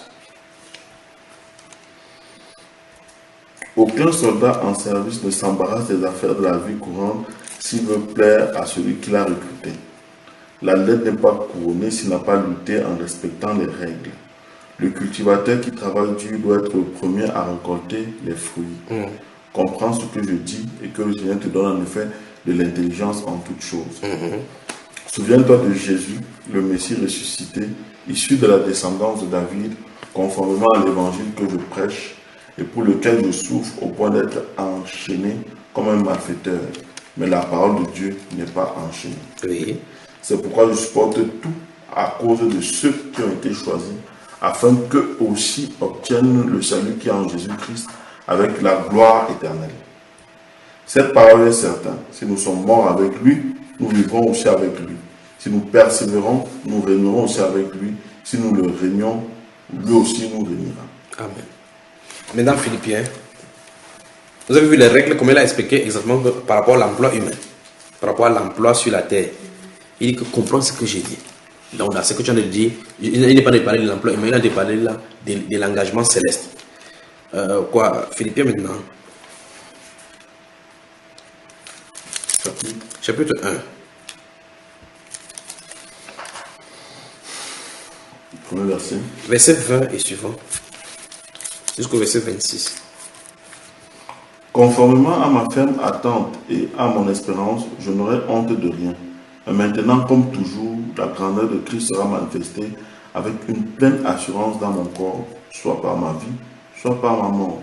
En effet, Christ est ma vie et mourir représente un gain. Cependant, s'il est utile pour ma tâche que je vive ici-bas, je ne saurais dire ce que je dois préférer. Je suis tiraillé des deux côtés. J'ai le désir de m'en aller d'être avec Christ. Oui, il dit que s'il part, il sera avec Christ, comme nous voyons là. Donc s'il part là, il dit de m'en aller et d'être avec Christ. Donc quand il quitte la terre, il n'est pas dans la tombe. Oui. Ce qui est de beaucoup le meilleur. Mais à cause de vous, il est plus nécessaire que je continue à vivre ici-bas. Persuadé Oui. de cela, je sais que je resterai et demeurerai avec vous tous pour votre progrès et votre joie dans la foi. Grâce à mon retour auprès de vous, vous aurez alors dans ma personne une raison d'éprouver encore plus de fierté en Jésus-Christ. Amen. Chapitre 3, c'est intéressant là maintenant. Chapitre 3. Chapitre 3, à partir de quel verset? Verset 7. Verset 7 du chapitre 3. Verset 7 à 14, on y lit. Mais ces qualités qui étaient pour moi des gains, je les ai regardées comme une perte à cause de Christ. Et je considère même tout comme une perte à cause du bien suprême qu'est la connaissance de Jésus-Christ mon Seigneur. À cause de lui, je me suis laissé dépouiller de tout et je considère tout cela comme des ordures afin de gagner Christ et d'être trouvé en lui, non avec ma justice, celle qui vient de la loi, mais avec celle qui s'obtient par la foi en Christ. La justice qui vient de Dieu et qui est fondée sur la foi. Ainsi, je connaîtrai Christ, la puissance de sa résurrection et la communion à ses souffrances en devenant conforme à lui dans sa mort, pour parvenir d'une manière ou d'une autre à la résurrection des morts. Ce n'est pas que j'ai déjà remporté le prix ou que j'ai déjà atteint la perfection, mais je cours pour tâcher de m'en emparer, puisque de moi aussi, Jésus-Christ est emparé. Frères et sœurs, je n'estime pas m'en être moi-même déjà emparé, mais je fais une chose, oubliant ce qui est derrière et me portant vers ce qui est devant, je cours vers le but pour remporter le prix de l'appel céleste de Dieu en Jésus-Christ. Amen. Maintenant, qu'est-ce que l'apôtre Paul dit ici? Il veut dire, quelqu'un qui vient de Dieu, chapitre 1, qu'il désire quitter ce corps pour aller devant le Seigneur, ce qui est davantage le meilleur. Mais il dit en réalité, le but pour lequel il dit qu'il sait, parce que par révélation, il a eu par révélation qu'ici il ne doit pas mourir. Quand il devait mourir, il a dit clairement que c'est la fin de la course. Il dit, j'ai combattu le bon combat. C'est ce qu'il a dit, non? Désormais, la couronne de la justice m'est réservée, non seulement à moi, mais à tous ceux qui auront. Voilà. Maintenant, ici, nous voyons au chapitre 1, il dit une chose, au chapitre 2, il dit autre chose, et que les gens ne comprennent pas ce qu'il dit souvent. Et au chapitre 1, il dit, si quitte ce corps, il dit, je désire quitter ce corps et être auprès du Seigneur. Ce qui est pour moi, que le Seigneur est davantage le meilleur. Mais maintenant, à cause de vous, pour votre édification, pour votre progrès dans la foi, il faut qu'encore qu'il reste sur cette terre-ci. Donc, ça veut dire que s'il était pour lui de choisir, il choisirait de partir. Nous sommes d'accord? Ok. Nous sommes vraiment d'accord. Ça veut dire que là, à cet instant, si on dit à la parole que tu pars ou tu restes, il dit qu'il va dire qu'il part. Mais comme il sait qu'il est censé, comme le Seigneur l'a saisi, il veut absolument que c'est la volonté parfaite de Dieu qui s'accomplisse dans sa vie. Il dit que pour vous, il est utile, donc il reste encore dans la chair pour votre eux. Donc il ne reste pas là parce qu'il a des problèmes. Il reste parce que les gens ont des problèmes et que Dieu a encore des problèmes à accomplir. Maintenant, au chapitre 3 ici, il dit, je ne pense pas l'avoir saisi. Il n'a pas saisi quoi? J'arrive là, le prix. Parce que le prix, ce n'est pas maintenant. Donc il court vers le but. Il sait que tant que la mission n'est pas accomplie, ça veut dire qu'à chaque mission accomplie, c'est un prix. Il a d'augmenter couronne après couronne. Maintenant, alors dans 1 Corinthiens, on va voir quelque chose. 1 Corinthiens. Premier épître des Corinthiens. Premier épître des Corinthiens, chapitre 9. C'est toutes ces choses-là que je suis en train de vouloir mettre ici. Voilà, l'apôtre dit, je cours vers le but afin de tâcher d'obtenir le prix de la vocation céleste. Versets 24 et 27. Vous allez voir encore, il y a déjà des questions là-bas. C'est le questionnement que l'apôtre Paul en a parlé. Allons-y. Ne savez-vous pas que ceux qui courent dans le stade courent tous, mais qu'un seul remporte le prix? Oui. Courez de manière à le remporter. Vous entendez ça? C'est la même chose, le même sujet qu'on vient d'aborder là, de l'autre côté. Continuons. Tous ceux qui combattent s'imposent toute espèce d'accidence et ils le font pour obtenir une couronne corruptible. Mais nous, faisons-le pour une couronne incorruptible. Écoutez, on va aborder quelque chose maintenant que l'apôtre va dire qui envoie les gens encore en heureux. Je crois que c'est l'une des choses que les gens touchent pour dire que quelqu'un peut être de salut. Continuons. Mais donc, moi donc, je cours non pas comme à l'aventure, je frappe non pas comme battant de l'air. Donc ça veut dire que l'apôtre Paul n'est pas comme un aventurier dans le corps de Christ. Il sait exactement qu'il a eu le but que c'est ce qu'il a dit de l'autre côté dans Philippiens, oui. Mais je traite durement mon corps et je le tiens assujetti de peur d'être moi-même rejeté après avoir prêché aux autres. Après avoir dit tout ce qu'il a dit, on voit effectivement qu'il a de prendre une similitude dans la course. Après avoir entraîné les gens courir, à la fin tu n'obtiens pas la couronne que tu es en train de prêcher, pour lequel tu es en train de prêcher. Parce qu'il sait qu'il y a une couronne qui est réservée. Vous voyez? Mais au sortir de la vie, il savait exactement qu'il a achevé. Parce qu'il dit que j'ai achevé la course, j'ai combattu le bon combat. Donc en fait, toutes les tâches qui lui avaient été assignées, il les a faites. Donc il sera parmi les 12 là pour juger. Maintenant, l'apôtre Paul dit ici, verset 27, mais je traite durement mon corps et je le tiens à ce titre de peur d'être moi-même rejeté après avoir prêché aux autres. Mais l'apôtre Paul qui dit, je préfère quitter ici pour aller davantage auprès du Seigneur. Il traite durement son corps parce que ce corps-ci, comme les gens s'abstiennent pour obtenir une couronne corruptible, il dit, faisons ceci pour obtenir une couronne incorruptible. La couronne incorruptible dont tu en as parlé maintenant là, il ne s'agit pas maintenant d'être sauvé ou pas, parce que le problème du salut est déjà réglé. Après le salut, il y a des choses qui s'y ajoutent. Donc il n'est pas de parler du salut ici que Dieu va dire que ok, tu avais prêché aux gens que tu avais fait ceci, tu n'avais pas fait ceci, maintenant tu as fait tes choses, toi va en enfer, eux ils parlent au paradis. Ce n'est pas comme ça. Parce que ici, il est sauvé. Il dit au chapitre 3 que le Saint-Esprit, il a dit qu'il a manifesté dans le chapitre 2 que nous avons lu ici aujourd'hui. Il dit que j'étais moi-même au milieu de vous, tout tremblant. Et ma parole et ma prédication ne reposent pas sur les discours personnels quand c'est la salle, mais c'est une démonstration d'esprit et de puissance. Donc, au chapitre 10, il va parler dans le sud de Corinthiens. Il dit que voulez-vous que je vienne vers vous avec la puissance de Dieu? Je vais venir pour connaître la puissance de ces gens-là. Il connaissait exactement ce qu'il en est. Dans Galates, il a dit que s'il vit, ce n'est plus moi qui vis, c'est Christ qui vit en moi. Christ ne peut pas vivre en toi un jour après, te laisse, tu vas en enfer. Ça n'a pas de sens. Donc, la preuve que tu lui appartiens totalement et que tu es en Christ, c'est qu'il donne son esprit. Ça veut dire que Christ vient faire sa demeure en toi. Tu ne peux pas venir faire sa demeure en toi. Après, il dit comme quoi que j'avais oublié que le gars devait me décevoir et c'est parce qu'il connaît toutes choses qui te prédestinent au salut. Alors, ici, l'apôtre Paul, dans ce verset 27 de 1 Corinthiens chapitre 9, l'apôtre Paul parle de parler de son rejet comme l'objet du salut. C'est-à-dire que comme quelqu'un n'entrerait pas au ciel, mais il parle ici de la couronne. Regardons encore verset 24. Ne savez-vous pas que ceux qui courent dans le stade courent tous, mais qu'un seul remporte le prix? Courez de manière à remporter. Il a dit ça aux gens. Vous voyez? Il dit, tous ceux qui combattent s'imposent toutes sortes d'abstinence. C'est la même chose qu'il devrait expliquer encore davantage. C'est-à-dire que quand les gens vont aller s'entraîner pour faire ces choses-là, ils s'abstiennent. Vous voyez le garçon qui a gagné 100 mètres dans l'eau et autres là-bas, dit dans une des émissions qu'il a travaillé pendant 24 sur 24, pendant 365 jours, que les gens le voient nager. Et vous voyez effectivement comment il s'entraîne par jour. Il passe de temps avec beaucoup d'abstinence pour pouvoir avoir la couronne. Il appelle sa couronne corruptible. Il dit verset 25, tous ceux qui combattent s'imposent. Donc c'est ceux qui partent pour combattre. Dans ce plan humain ici, quand les lions vont jouer, bien les esprits vont jouer, ils partent au vert, ils se retirent de tout ce qui est là, pour le contact du monde, ils se mettent au vert pour s'entraîner, pour s'imprégner de la situation jusqu'à ce qu'on leur donne les techniques pour pouvoir avoir. L'objectif c'est d'aller avoir la coupe. Voilà l'objectif. Quand ils sortent, voilà l'objectif. Mais le chrétien ne connaît pas ça. Le chrétien dit Dieu donne, je prends. Ouais, maman, on va faire comme. L'affaire là me dépasse. Voilà le chrétien. On a d'expliquer ici que tous ceux qui combattent s'imposent toutes sortes toute espèce d'abstinence et ils le font pour obtenir une couronne corruptible. Regardons.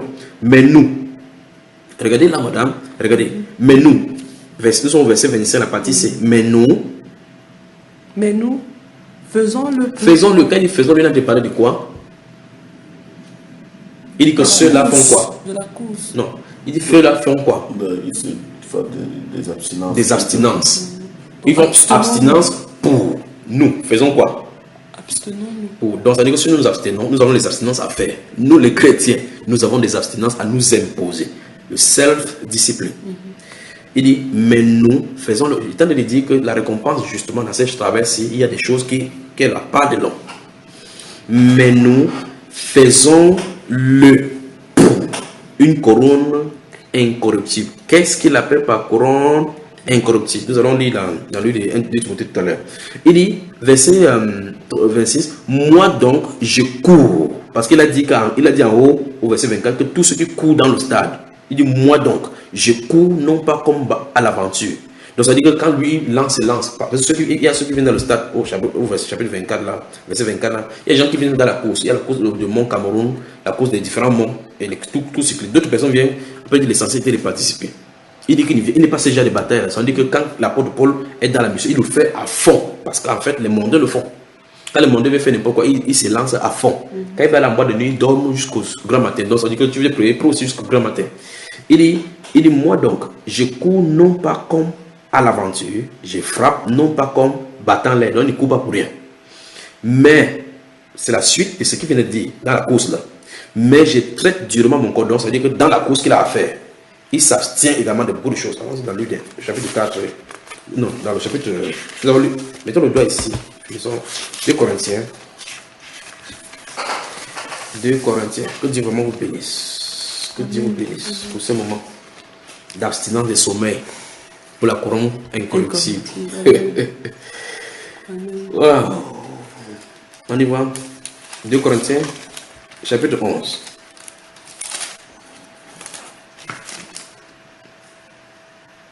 Vous y êtes? Verset 20 et suivant.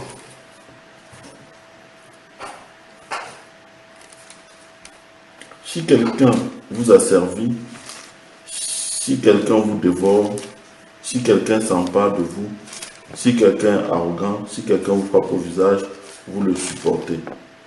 J'ai honte de le dire. Nous avons montré de la faiblesse.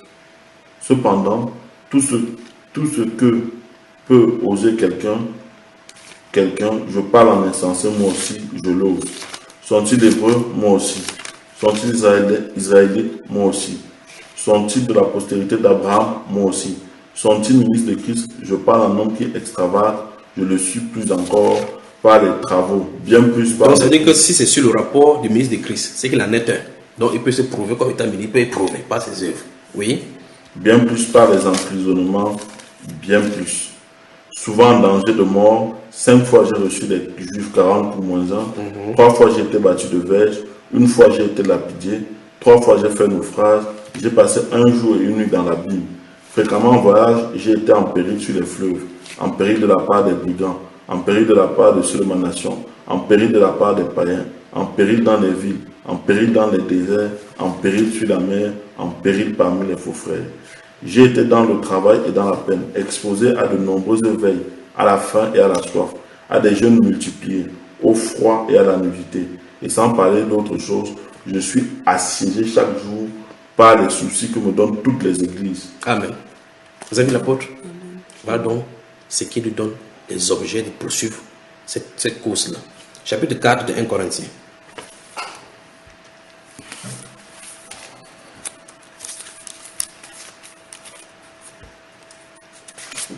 Chapitre 4 de 1 Corinthiens. Versets 9 à 14. Je suis en train de prendre l'exemple qu'il a pris dans le livre de 1 Corinthiens, chapitre 10, le verset 27, il dit, verset 26, il dit, moi donc, je cours non pas comme à l'aventure, je frappe non pas comme battant l'air, mais je traite durement mon corps et je le tiens assujetti. Donc ça veut dire que son corps doit obéir à cette direction qu'il a donné. Il dit, le verset, le pourquoi je suis venu ici, parce que on dit, de peur d'être moi-même rejeté après avoir prêché aux autres. Donc tu entraînes les gens à marcher pour aller obtenir la couronne. Après tu arrives là-bas, les gens prennent la couronne sans que tu ne prennes. Ça n'aura servi de rien. Donc l'apôtre Paul n'est pas en train de parler du rejet par rapport au salut ici ou bien par rapport au royaume. Il parle dans ces choses qu'il est en train de parler par rapport à la couronne. Alors on y va. Et on va voir effectivement que dans le fin, alors on va dire après ceci, nous allons dire qu'à la fin de sa mission, il a obtenu. Et il sait effectivement qu'il avait obtenu. Pas comme les gens diraient sur la tête que non, comment tu es prétentieux, qui te dit que tu as ceci. Bon, s'ils ne comprennent pas, ils ne comprennent pas. Chapitre 4, verset 9 à 14. Car Dieu, ce me semble, a fait de nous apôtres, les derniers des hommes. Donc les apôtres, les grands apôtres sont les derniers des hommes. Mais aujourd'hui, ils sont quoi? Les premiers des hommes. Les stars. Continuons. Des condamnés à mort, en quelque sorte, puisque nous avons été en spectacle au monde, aux anges et aux hommes. Nous sommes fous à cause de Christ, mais vous êtes sages en Christ. Nous sommes faibles, mais vous êtes forts. Vous êtes honorés et nous sommes méprisés. Jusqu'à cette heure, nous souffrons la faim, la soif, la nudité. Nous sommes maltraités, errants ça et là. Nous nous fatiguons à travailler de nos propres mains. Injuriés, nous bénissons. Persécutés, nous supportons. Calomniés, nous parlons avec bonté. Nous sommes devenus comme les balayures du monde, le rébut de tous jusqu'à maintenant. Ce n'est pas pour vous faire honte que j'écris ces choses, mais je vous avertis comme mes enfants bien-aimés. Amen. Vous avez vu tout ce qu'il a traversé, tout ce que les apôtres ont fait. Que Dieu vous bénisse. Maintenant, dans 2 Timothée, chapitre 4, 2 Timothée, chapitre 4, le verset 8. Timothée 4, 8. Désormais, la couronne de justice m'est réservée. Ben, les gens à partir du verset 6 avant d'y arriver. Car pour moi, je sais déjà de libation et le moment de mon départ approche. Il savait exactement que c'est il a de quitter la terre. Donc il a continuons. J'ai combattu le bon combat. J'ai achevé la course. Stop. N'est-ce pas ce qu'il dit dans 1 Corinthiens ici? Dans 1 Corinthiens chapitre 4. Il dit je cours, non pas combattant l'air. Non, je cours vers le but. Il dit maintenant, enfin, il a dit qu'à la fin de la course, la bataille qui avait été là-bas, les bêtes sauvages, comme il a dit dans celui de 2 Corinthiens chapitre 11, il a rencontré à Éphèse des bêtes sauvages et autres là-bas. Il a rencontré des démons lui sont parus physiquement pour le menacer et ainsi de suite. Vous savez ça, n'est-ce pas? Ok. Oui, j'ai combattu le bon combat. J'ai combattu le bon combat. J'ai achevé la course. J'ai gardé la foi. Oui. Désormais, la couronne de justice m'est réservée. Le Seigneur, le juste juge, me la donnera dans ce jour-là. Et non seulement à moi, mais encore à tous ceux qui auront aimé son avènement. Amen. C'est écrit ici, non? Si c'est écrit comme ça, là.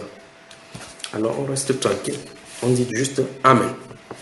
Amen. Donc ça veut dire que quiconque va travailler dans cette course-là, conformément à la force que Dieu lui a donnée pour pouvoir... Parce qu'il a dit, sa grâce qu'il lui a donnée, c'est de bâtir les fondements.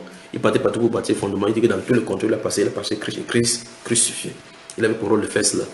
Or, partout là, il y avait des ténèbres. Et sa mission était plus dangereuse parce que c'était des poignons où Christ n'avait pas été nommé. Il fallait mettre la lumière, il fallait que la lumière soit là. Parce qu'il avait été dit de lui dans lui des Ésaïe chapitre 49, verset 9, qui devait faire de lui comme lumière des nations pour annoncer la lumière parmi les nations. Un attribut de Christ lui a été donné pour aller distribuer la loi dans les nations. Alors il est allé, il a fait cela au milieu de beaucoup de tribulations. Il pouvait donc dire avec certitude que maintenant il a achevé cela, la couronne lui est réservée. Il dit désormais, il ne sait pas si le Seigneur va lui donner. Parce qu'il dit, le Seigneur va lui donner cette course-là. Or dans 1 Corinthiens 4, 3, il dit, l'œuvre de chacun sera éprouvé par le feu, mais il sera sauvé comme au moyen comme au travers du feu. Alors que ici sur la terre, là clairement, il dit clairement qu'il sera là-bas le jour-là, il aura la couronne. Parce que tous ses œuvres ont été éprouvées et ça a reçu l'authenticité de la marque de Dieu. Vous voyez cela, n'est-ce pas? Il n'a pas dit que son œuvre sera jugée ou quoi que ce soit, que telle chose. Il dit que la couronne lui est réservée. Donc ça veut dire qu'il va recevoir. Pas qu'il y aura un jugement, on va lui demander que tu... Non. Sur la terre, ça s'est passé. Il a été éprouvé. Voilà. Léon, pour moi, le verset 15 reste toujours pas très clair. C'est ça, c'est là où je suis en conclu. Il dit que lui, il sera sauvé comme un moyen de feu. Voilà. Est-ce qu'on met les gens, on sauve les gens au travers de l'enfer? Non. Non. Regardons encore cela. 1 Corinthiens chapitre 3. Ah mon Dieu. Église. On y va. Si l'œuvre de quelqu'un est consumée, il perdra sa récompense. La récompense lui est perdue. Mais lui, il est sauvé. Parce qu'en fait, on n'est pas sauvé par les œuvres qu'on fait là-bas. Nous sommes son ouvrage. Nous avons commencé dans Éphésiens chapitre 2, verset 10. Mais le problème, c'est qu'avant le verset 10, on dit au verset 9 que nous sommes sauvés par la grâce et non point par les œuvres, afin que personne ne se glorifie. Tu vois, ce n'est pas par les œuvres. Maintenant, on dit, nous sommes son ouvrage et a été créé en Jésus-Christ pour les bonnes œuvres. Regarde, nous sommes en Christ Jésus pour les bonnes œuvres. Il dit, si l'œuvre de quelqu'un n'est pas parfaite, ou bien si quelqu'un bâti est consumé par le feu, si l'épreuve t'entraîne ce que tu as envie de faire, ça veut dire que cette œuvre ne venait pas de Dieu. Mais ça ne veut pas dire que tu n'es pas sauvé. Regardez encore ça, regardez le verset 15, c'est parce que regardez là. Verset 15, si l'œuvre de quelqu'un, celui-ci, c'est que les gens qui sont bâtis dessus, sur la fondation qu'il a placée. D'accord? Quand on parle comme ça, le pasteur dit que non, on parle de dénomination, donc ça veut dire qu'on bâtit de dénomination, ça n'a rien à voir. Nous parlons de service, parce qu'on parle de tous ces gens, les gens parlent des grands bâtiments, on peut mettre là-bas, ça n'a rien à voir. On parle de ce qu'on a de faire dans le corps pour pouvoir édifier le corps des chrétiens, ainsi de suite. Parce qu'on est censé présenter l'église. L'église qu'on présente, ce sont les êtres humains. On doit présenter les gens sans tâche ni ride. Qu'est-ce qu'on amène donc pour amener ces choses, le message de la sanctification, de la repentance? Il y a des gens, par exemple, qui peuvent donner des fausses révélations sur Dieu. Je prends un exemple, c'est pour qu'on puisse comprendre ce qu'on a dit ici. Quelqu'un vient dire que Dieu m'a montré, il y a un ange qui veut se présenter devant moi. Que non, qu'il faut que les femmes commencent à porter du foulard. Oui. Porter du foulard, c'est dans la Bible. Mais si ce que tu viens de dire là est un mensonge, ça va te éprouver. C'est pas ce que tu comprends. Voilà. Verset 15. Si l'œuvre de quelqu'un est consumée, il perdra sa récompense. Ça veut dire que ce qui lui a été réservé, il ne l'aura pas. Mais pour lui, il sera sauvé. Parce qu'en réalité, le salut ne dépendrait pas de ce qu'il devait accomplir. On l'avait sauvé pour qu'il accomplisse cela. C'est pas ce que tu comprends jusque-là. Il sera sauvé, mais comme au travers du feu. Il a conclu là-bas que c'est qu'on du reste à tous les dispensateurs. Donc ce que Dieu s'est appelé, c'est que chacun soit trouvé fidèle. C'est-à-dire que dans quelle course Dieu t'a appelé, dans quelle couleur Dieu t'a appelé, sois fidèle. Dieu demande seulement la fidélité là-bas. Donc frère Junior, ça veut dire que, en fait, au travers de ce verset, ça veut dire qu'il y a des gens qui n'accompliront pas. Non, c'est pas cela. Ils vont faire le tâche spécifique, mais ils vont ajouter des gens. Sinon, gardons toujours à l'esprit que l'Église, ce sont des êtres humains. D'accord. L'Église, c'est des êtres humains. Puis-je aller dans l'Ancien Testament pour accomplir, pour essayer d'expliquer ceci. Quel était l'objectif de Moïse? Quand Moïse était en Égypte, il est né en Égypte. Quand il a fui la lèvre désert, quand Dieu l'a appelé, quel était l'objectif? Est-ce qu'elle va parler alors? Faire sortir le peuple. Voilà, il a fait sortir. Oui. Pourquoi n'est-il pas entré au Canaan? Ce n'était pas sa mission. Je ne vais pas parler. Bon.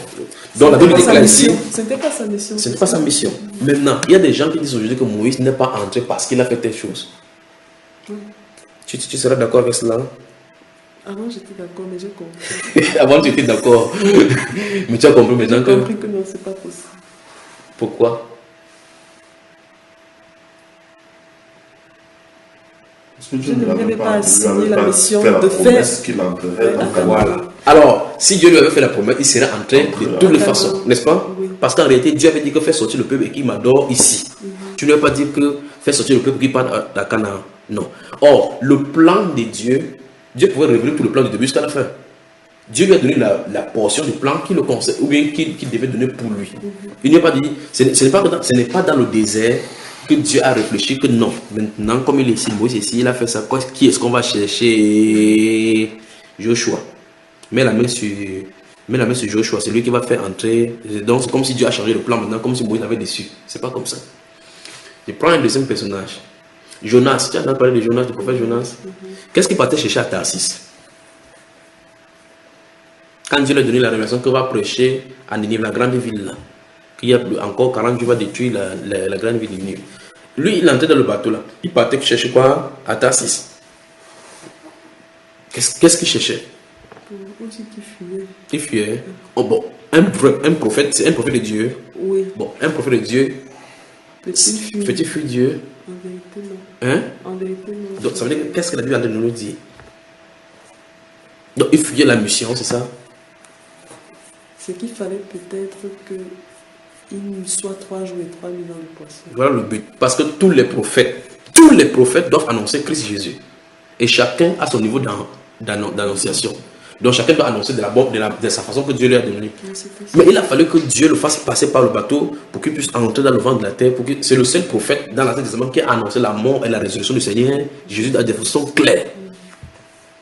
Mais il a fallu qu'il meure. Il entre dans l'eau. Imaginez comment le prophète a dû être étouffé par l'eau. Comment on le noyait. Puis il meurt et que la baleine le prend.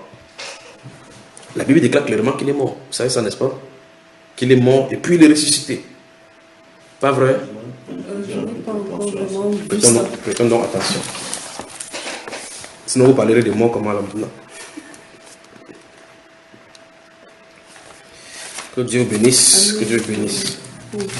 Non, mais c'est clair que Jonas suit 3 jours. Ah. Ok. Comment tu vas rester dans le poisson? 3 jours, 3 nuits. Vivre, surtout la baleine. Encore que même si tu es dans la baleine, il est sous l'eau. Il est sous l'eau, il n'y a pas d'oxygène. Que Dieu bénisse. C'est que vous êtes trop fort maintenant là dans la parole. Personne ne peut vous découvrir. Amen.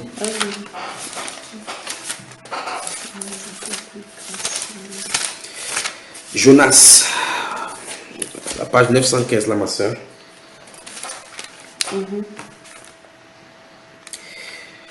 Oh. On y va. À partir du verset, chapitre 2.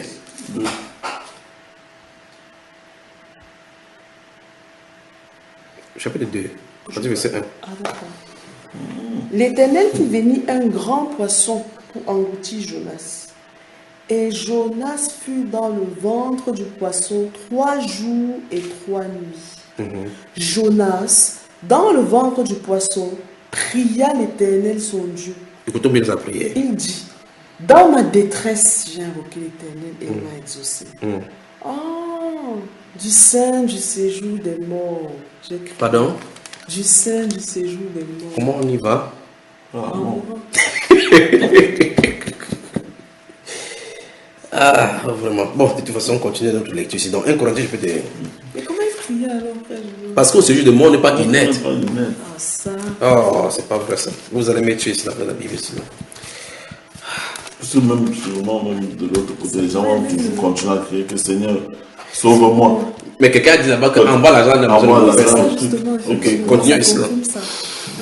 Alors, dans 1 Corinthiens, chapitre 3, verset 15, si l'œuvre de quelqu'un est consumée, certainement par le feu, il perdra sa récompense. Pour lui, il sera sauvé, mais comme au travers du feu. Donc, c'est comme si il était passé par le feu. C'est-à-dire qu'il a eu des difficultés à être sauvé. Mais pourtant, le salut est de façon instantanée. Si vous voulez, je vais vous montrer un genre de tournure dans la Bible. On y va? Vous aimez tous les tournures. Allons dans le livre des Corinthiens, dans le livre de Timothée.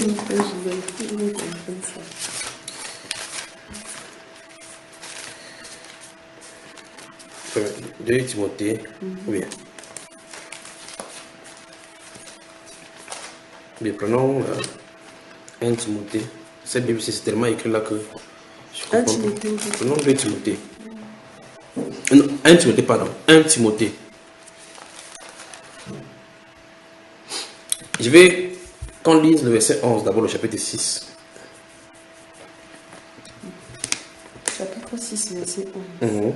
Pour toi, homme de Dieu, fuis ces choses et recherche la justice, la piété, la foi, la charité, la patience, la douceur. Maintenant, ça verset 11 aussi. Dans la première lettre, il écrit à qui? Qui est-ce qu'il appelle homme de Dieu ici? Timothée. Ok. Vous êtes d'accord avec moi? Qui est Timothée?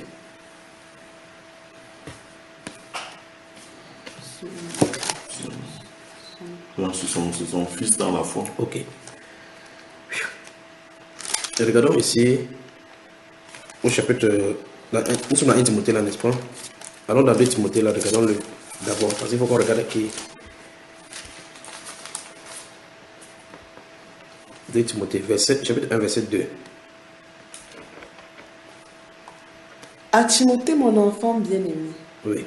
que la grâce, la miséricorde et la paix te soient données de la part de Dieu le Père et de Jésus-Christ notre Seigneur. Continue jusqu'au verset 6. Je rends grâce à Dieu que mes ancêtres ont servi et que je sais avec une conscience pure de ce que nuit et jour, je me souviens continuellement de toi dans mes prières, en me rappelant tes larmes et désirant te voir afin d'être rempli de joie. Tu vois comment, vous voyez comment les chrétiens s'aimaient. Vous voyez quelqu'un, Timothée, un être humain, un garçon, pleurait de voix Paul. Continuons. Gardant le souvenir de la foi sincère qui est en toi et qui habita d'abord dans ton aïeul Loïs et dans ta mère Eunice et qui, j'en suis persuadé, habite aussi en toi. Vous êtes d'accord, non? Verset 6. C'est pourquoi je t'exhorte à ranimer le don de Dieu que tu as reçu par l'imposition de mes mains. Donc, qu'est-ce qui s'est passé dans la vie de Timothée? Il a reçu le don de Dieu. Verset 7. Car ce n'est pas un esprit de timidité que Dieu nous a donné, mais un esprit de force, d'amour et de sagesse. Ok, c'est bon. Qui est Timothée? Un homme de Dieu. Un homme de Dieu. On n'appelle pas homme de Dieu n'importe qui. Donc quelque chose s'est passé en lui, non? Il a reçu quelque chose. Lorsqu'il a rencontré là-bas dans la ville grecque, il a trouvé, il a pris Timothée. Il était un disciple. Il avait cru en Christ. Il a pris Timothée avec lui, n'est-ce pas? Rentrons dans 1 Timothée 6, 11. Donc, relis encore le 1 Timothée chapitre 6, verset 11. Pour toi, homme de Dieu, fuis ces choses et recherche la justice, la piété, la foi, la charité, la patience, la douceur. Donc, à partir du verset 3 jusqu'au verset 10, il a parlé de cette histoire de l'argent, des gens qui vont prêcher l'évangile de l'argent. Et puis, dans le conseil, verset 11, que plutôt on me dit, fuis ces choses. Voici ce que tu dois rechercher, n'est-ce pas? Vous êtes d'accord? D'abord, c'est à Timothée qui parle. Maintenant, verset 12, allons-y. Après, il va te poser la question. Combat le bon combat de la foi. Comme lui-même il a fait tout à l'heure dans 2 Timothée 4, 8, n'est-ce pas? Saisis la vie éternelle. Pardon? Saisis la vie éternelle. Saisis quoi? La vie éternelle. Regarde-moi maintenant. Timothée avait-il la vie éternelle ou il n'avait pas? Il avait Qu'est-ce que l'apôtre Paul nous dit? saisi. Continue la lecture. Saisis la vie éternelle à laquelle tu as été appelé et pour laquelle tu fais une belle Tu as confession. fait. Ah oui, pour laquelle tu as fait une belle confession en présence d'un grand nombre de témoins. Alors je pose la question. L'apôtre Paul André dit quoi ici à Timothée? Il voulait dire, c'est pour ça qu'il dit que le langage des 1 Timothée, des 1 Corinthiens chapitre 3, verset 17, verset 15, où il a dit lui sera sauvé, mais comme au moins on travaille le feu. Il dit qu'il a utilisé cette tournure-là plusieurs fois. Et dans 1 Timothée 6, 12, il a utilisé toujours le même combat. Donc nous voyons effectivement que c'est quelque chose qu'il a fait. Quand lui il a fini, il a dit j'ai combattu le bon combat. J'ai couru, j'ai achevé la course. Désormais la couronne de gloire, mais de justice m'est réservée. Maintenant il dit ici au Timothée que combat le bon combat. Saisis la vie éternelle à laquelle tu as été appelé, par laquelle tu as fait une bonne confession en présence de plusieurs. De quoi est-ce qu'il parle? La couronne. Il rend manifeste en fait le ministère qui t'a été confié. Voilà. Mais pourtant, il a dit ici, c'est la vérité. Quand tu entends cela, tu as l'impression qu'il faut qu'il fasse quelque chose pour que la vie éternelle lui soit accordée. Mais pourtant, la vie éternelle est déjà donnée. Donc, c'est pour ça qu'il faut faire attention. Je recommence encore 1 Corinthiens 3, 15. Mais lui sera sauvé, mais comme un moyen du feu. C'est pas dire que c'est parce que le feu qui va être sauvé. Comme au moyen du feu. Comme si, vous savez, quand quelqu'un pêche, on pêche quelqu'un, je sais pas, quand on compose, on dit que 9,99, on dit repêchons-le. Vous voyez cela, n'est-ce pas? Donc c'est un peu comme ça qu'on peut expliquer sur le plan physique. Mais la personne est sauvée. Quand tu es sauvé, on est sauvé on est déjà sauvé. Puis on va accomplir les œuvres. D'accord? Ce n'est pas les œuvres, ce n'est pas aucune des œuvres que tu auras faites qui va te sauver. Jamais. Maintenant, en Christ, on a une œuvre spéciale que le Saint-Esprit nous a accordée, une charge qu'il nous a donnée de le faire. Mais ce que je me tue à dire, c'est que l'œuvre à laquelle on t'a appelé, tu dois l'accomplir, mais tu ne dois rien ajouter. Parce qu'il a dit que le principe de fondement, c'est que on doit construire ça sans rien y ajouter. C'est pour ça qu'on doit être fidèle à la charge à laquelle on nous a appelés. D'accord? C'est vrai, on dit si. Tu peux avoir fait des bonnes œuvres que tu as ajoutées, que Dieu ne t'a pas donné. Dieu ne comptera pas cela dans ta comptabilité. Non, c'est ça qui sera consommé. C'est ce qui est exactement là, ça sera consommé. Ton œuvre ne peut pas être consommée parce qu'on ne peut pas détruire ce que Dieu t'a donné. Dieu ne t'a pas détruire parce que quand il est venu, dans ce livre de Luc chapitre 19, pour faire les comptes, il a fait les comptes sur ce qu'il leur a donné. Voici, tu m'as donné 10 talents, voici ce que ça a produit. Alors si les autres, tu as fait n'importe quoi, ça ne le concerne pas. C'est ce qu'il a donné qui va réclamer. Amen. Amen. À Casablanca. Amen. Que Dieu vous bénisse. C'est vrai. Que Dieu vous bénisse. Saisis la vie éternelle. Quand je lis ces versets, il dit, oh, mon frère parle de la manière qu'on peut prêter à confusion. Ah, mais le Seigneur qui dit que celui qui croit à la vie éternelle, non? Donc, frère, ça veut dire. Oui. Est-ce que je suis en train de réfléchir? Donc, ça veut dire que ceci, en fait, cette catégorie-ci, si par exemple tu as rajouté. Non, je ne prendrai pas cela parce que. Prenons un exemple simple.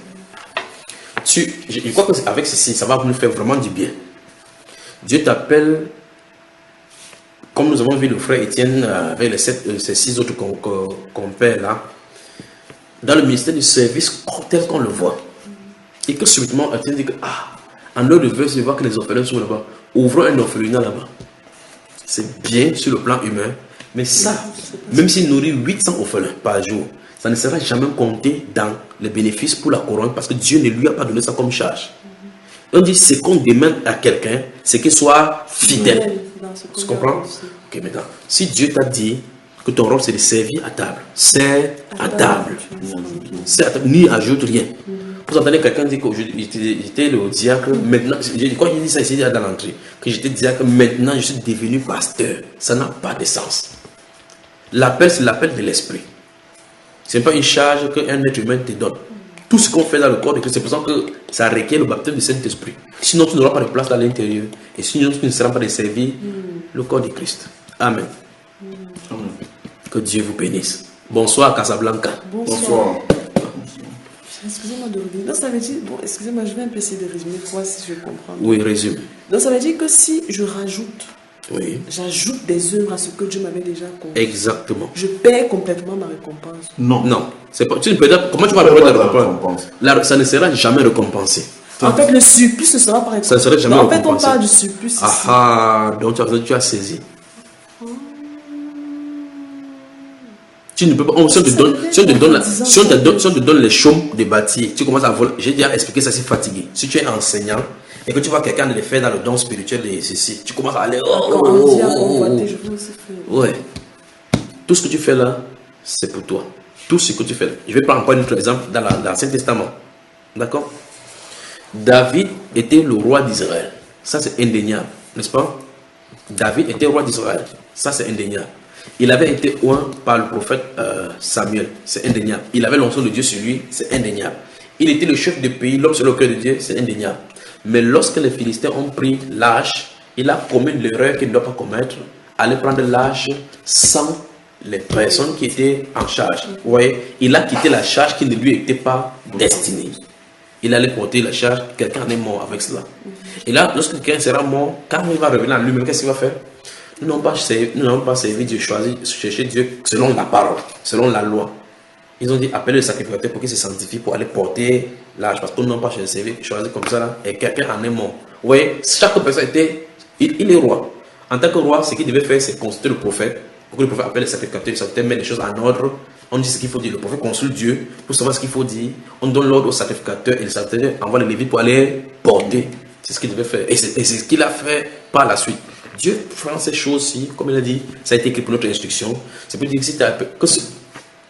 Romain, merci Père. Concluons là. Romains chapitre 12. Pourquoi ils sont de parler depuis aujourd'hui alors que le Saint-Esprit a conclu ça dans la Bible? Romains chapitre 12. On y va. Amen. Verset 3 à 8. Mon frère, allons-y. Verset 3 à 8. Oui. Par la grâce qui m'a été donnée, je dis à chacun de vous de n'avoir pas de lui-même une trop haute opinion, mais de revêtir des sentiments modestes selon la mesure de foi que Dieu a départie à chacun. Dieu a départi quoi? Une mesure de foi. À qui? À chacun. Chacun. Continuons. Car quand nous avons plusieurs membres dans un seul corps et que tous les membres n'ont pas la même fonction, La même fonction. ainsi, nous qui sommes plusieurs, nous formons un seul corps en Christ et nous sommes tous membres les uns des autres. Oui.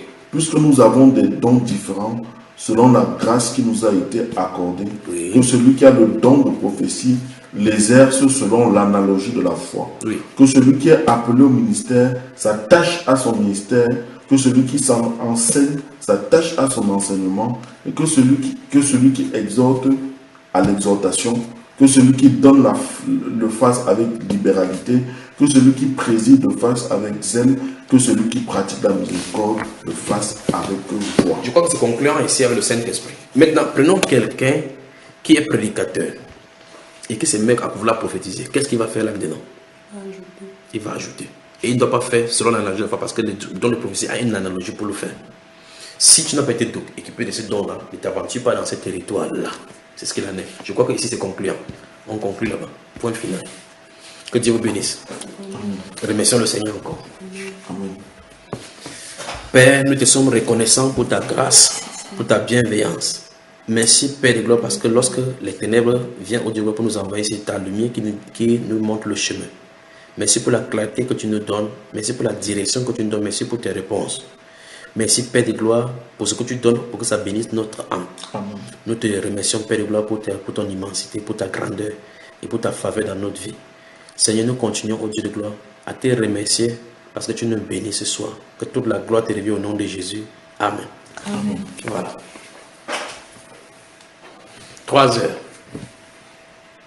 Mais non, frère, en parlant de récompense, je ne sais pas s'il y a des détails dans les Écritures qui nous expliquent.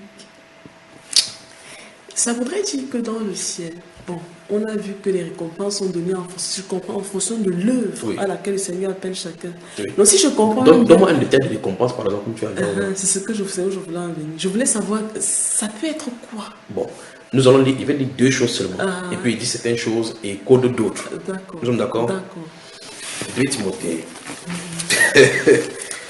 2 Timothée chapitre 4. 2 Timothée chapitre 4. On parle le livre des Pierres aussi. 2 Timothée 4. 2 Timothée chapitre 4. Le verset 8. Désormais, la couronne de justice m'est réservée. Le Seigneur, le juste juge, me la donnera dans ce jour-là. 1 Pierre chapitre 5. 1 Pierre chapitre 5. C'est amusant la Bible, je vous le dis. 1 Pierre chapitre 5. Oui. À partir de quel verset? Lis seulement le verset 4. Et lorsque le souverain pasteur paraîtra, Oui.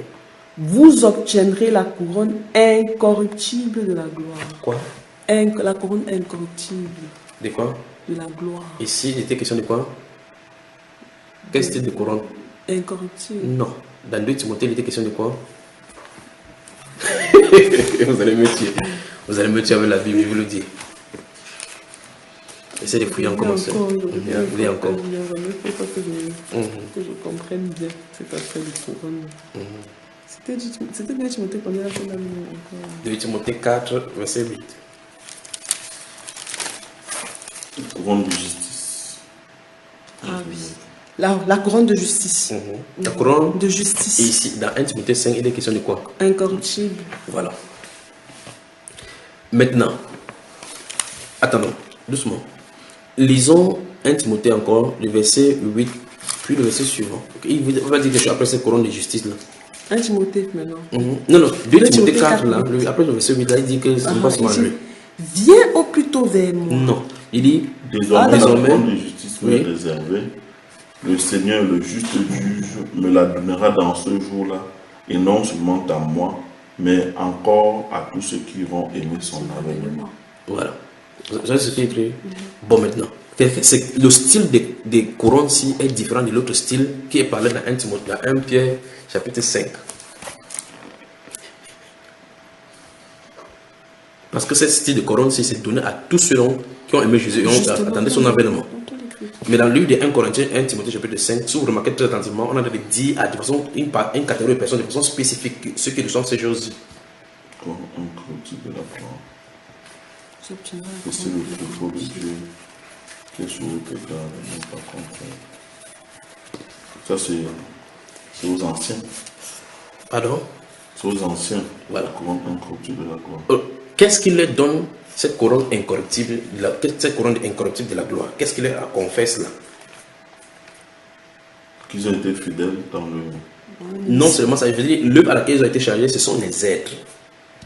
Ce sont les quoi? Les êtres sur lesquels ils ont travaillé. Vous avez entendu ces paroles-ci? Vous êtes ma couronne. Oui. Hein? Pardon? Oui. C'est écrit où là? Qui a dit cela? Paul qui a dit ça. Qui est sa couronne? C'était l'église à laquelle il parlait. Oui. Il parlait des gens, je me rappelle. Oui, ça c'est clair. Il parlait des gens, ça c'est clair qu'il parle des gens. Il ne peut pas avoir évangélisé au corps. Donc, vous êtes ma couronne au jour de Christ, n'est-ce pas? C'est ce qu'il en est. Alors, ici, l'apôtre Pierre a de faire état de la même façon. En fait, ça va que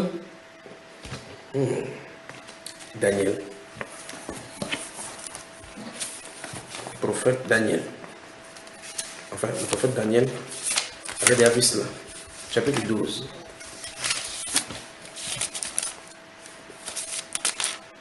Regardons le verset 3 du chapitre 12. Ceux qui auront été intelligents brilleront. Ah, Non, lis d'abord. Tu savais que ceux qui auront été intelligents brilleront comme la splendeur du ciel. Oui. Et ceux qui auront enseigné la justice à la multitude brilleront comme les étoiles à toujours et à perpétuité. Merci Seigneur. Vous avez vu ça? Donc ici encore, il y a deux catégories. Vous avez vu cela? Oui, il y a deux types, effectivement. Ceux qui ont été intelligents et ceux qui ont enseigné la multitude. Ok. Parce qu'ils sont intelligents, parce que les autres leur ont enseigné à cette multitude-là pour qu'ils deviennent. Tu vois cela, n'est-ce Il y a pas? ceux qui ont enseigné pour que les autres soient intelligents. Maintenant, ici, dans le livre de 1 Pierre, chapitre 5, Ah, c'est un rayonnement. les anciens et les brebis sont sauvés de la même façon. Ils sont sauvés de la même façon, il n'y a pas de différence. L'apôtre Paul vient d'attirer l'attention, c'est pour dire qu'ils ne doivent pas montrer comme l'autorité. Enfin, c'est l'enseignement que le Seigneur avait donné dans Matthieu chapitre 20, à partir du verset 20 jusqu'au verset 25. Et vous savez que les nations les tyrannisent et que les chefs les dominent. Il ne faut pas qu'ils soient ainsi au milieu de vous. Que celui qui veut être plus grand soit votre serviteur. Donc, ils ont compris donc, que le style de fonctionnement de l'autorité en milieu chrétien est totalement différent avec ce que le monde enseigne. Et par conséquent, il dit perçu le troupeau de Dieu, 1 Timothée 5, perçu le troupeau de Dieu qui est sous vos gardes. Quand il appelle, qu'est-ce qu'il appelle par troupeau? Les brebis. Les brebis. C'est-à-dire que lui-même, il est brebis. Mais il a la prééminence de la brebis en fait du fait qu'il y a certains, en dehors d'être brebis, il a une grâce, comme l'apôtre Paul l'a dit dans Romains chapitre 12, sur la grâce qui m'a été donnée. Il dit à chacun que chacun n'ait pas une autre opinion de lui. Dont la fonction ne fait pas de nous des classes différentes des autres membres du corps. Nous sommes en fonction pour que ça fonctionne, comme le titre le dit. Pour qu'on fonctionne, pour pouvoir dispenser ce qu'il y a en nous dans les autres. Il dit, dans ce service-ci, il dit que lorsque le grand pasteur, et c'est ici donc qu'il montre clairement qui est le vrai pasteur qui a des travail au travers de ses enseignements. Il parle de 1 Pierre chapitre 5. Il dit que lorsque le grand pasteur, lisons verset 2 et 3. Et lorsque le souverain pasteur paraîtra, oui, vous obtiendrez la couronne incorruptible de la gloire. Donc il s'adresse maintenant à ceux-ci. Ceux-ci, il dit, vous obtiendrez la couronne incorruptible de la gloire. Vous voyez cela, n'est-ce pas? Ça, c'est pour les dirigeants. C'est ce que Daniel a vu depuis longtemps. C'est ce que l'apôtre Paul s'est targué à dire sur la terre. Bon, en fait, si je comprends bien, en fait, ce sont des rayonnements. C'est-à-dire que... Non, c'est de notre dimension, on ne peut pas dire ça comme ça. 1 Timothée, vous allez me tuer. Il veut dire certains en parabole. Bon, il veut dire certains vraiment en parabole là maintenant.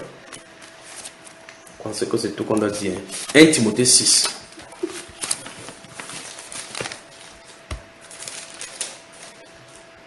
Timothée 6. Lorsqu'on va finir de lire 1 Timothée 6, on va aller dans le livre de Daniel au chapitre 6. On était dans Daniel tout à l'heure. On va y aller encore. Verset 1 jusqu'à 7. Que tous ceux qui sont sous le joug de la servitude regardent. Tu es dans 1 Corinthiens 6 là. 1 Timothée 6. C'est ce que j'ai oublié. 1 Timothée 6. Donc dans mon cœur c'est Corinthien, mais j'ai dit Timothée. et moi j'ai ouvert 1 Corinthien. Ok, 1 Corinthien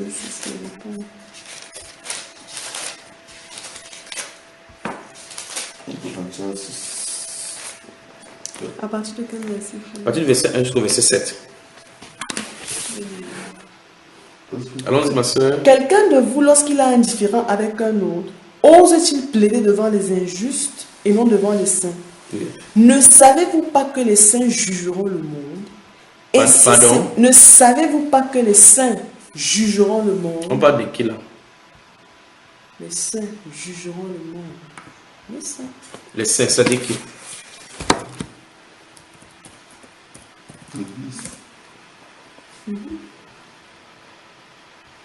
Qui? C'est-à-dire qui donc? L'église. Donc l'église va juger. Vous allez voir pour vous ici dans la Bible. Continuez à l'étude déjà de toute façon.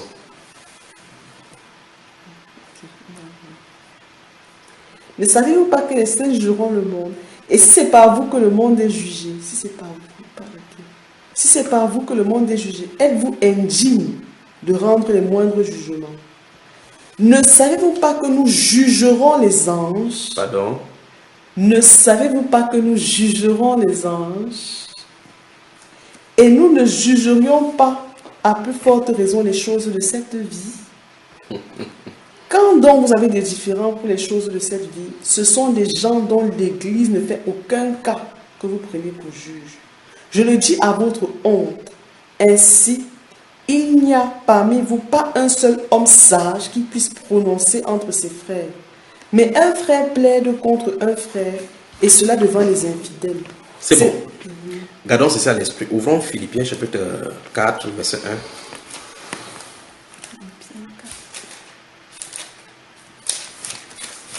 Philippiens chapitre 4. Verset 1. Oui. Car, c'est pourquoi, mes bien-aimés, et très chers frères, vous qui êtes ma joie et ma couronne, demeurez ainsi ferme dans le Seigneur, mes bien-aimés.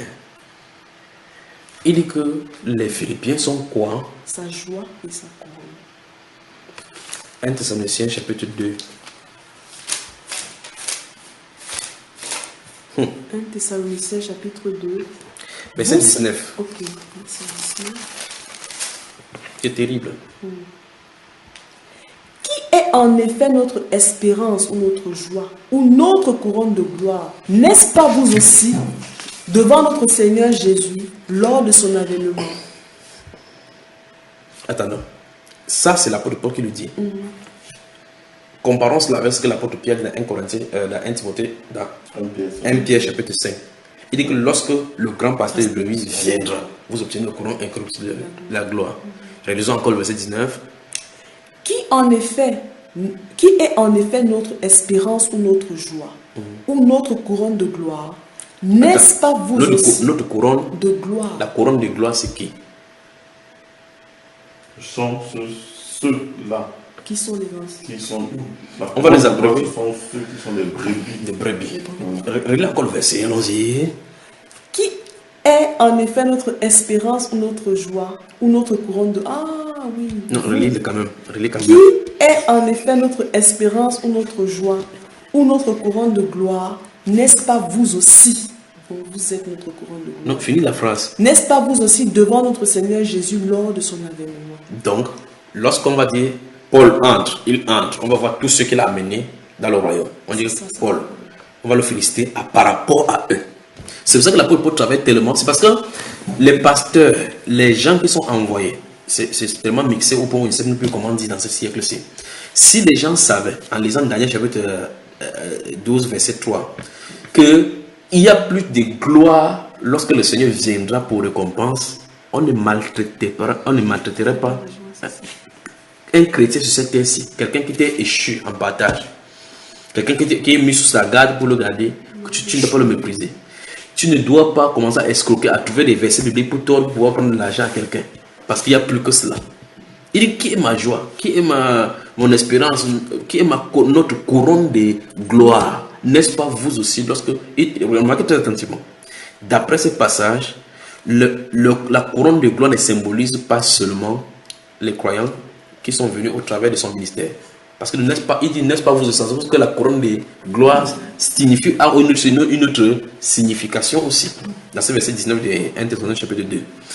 Donc, en réalité, bon, avant qu'il nous amène dans Philippiens chapitre 4, verset 1 et dans 1 Timothée chapitre 1 Thessaloniciens chapitre 2, verset 19, nous avons lu 1 Timothée 1 Corinthiens. Qu'est-ce que dans 1 Timothée chapitre 6? Il y a certainement quelque chose dans 1 Corinthiens chapitre 6 qu'on va y rentrer encore. Nous avons lu 1 Corinthiens chapitre 6.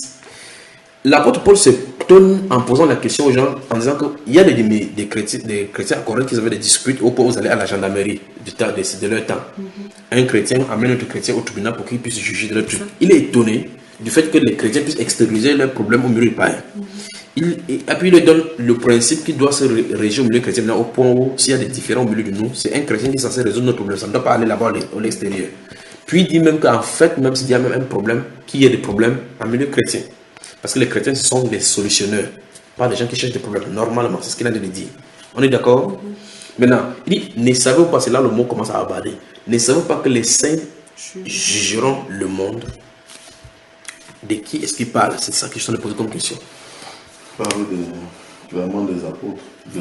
C'est les apôtres dont il s'agit ici. Voilà. Maintenant, si les saints qui jugent le monde, il dit, et si c'est par vous que le monde est jugé, dans ce cas, pourquoi ne pouvez pas vous prendre les quelques...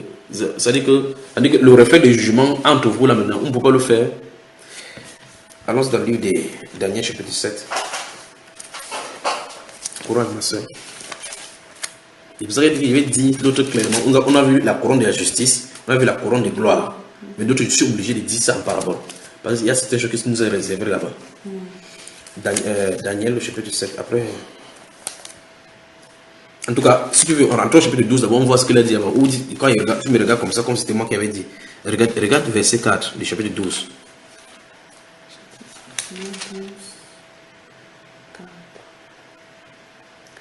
Toi, Daniel, tiens secrète ces paroles Oui, et scelle le livre jusqu'au temps de la fin. oui.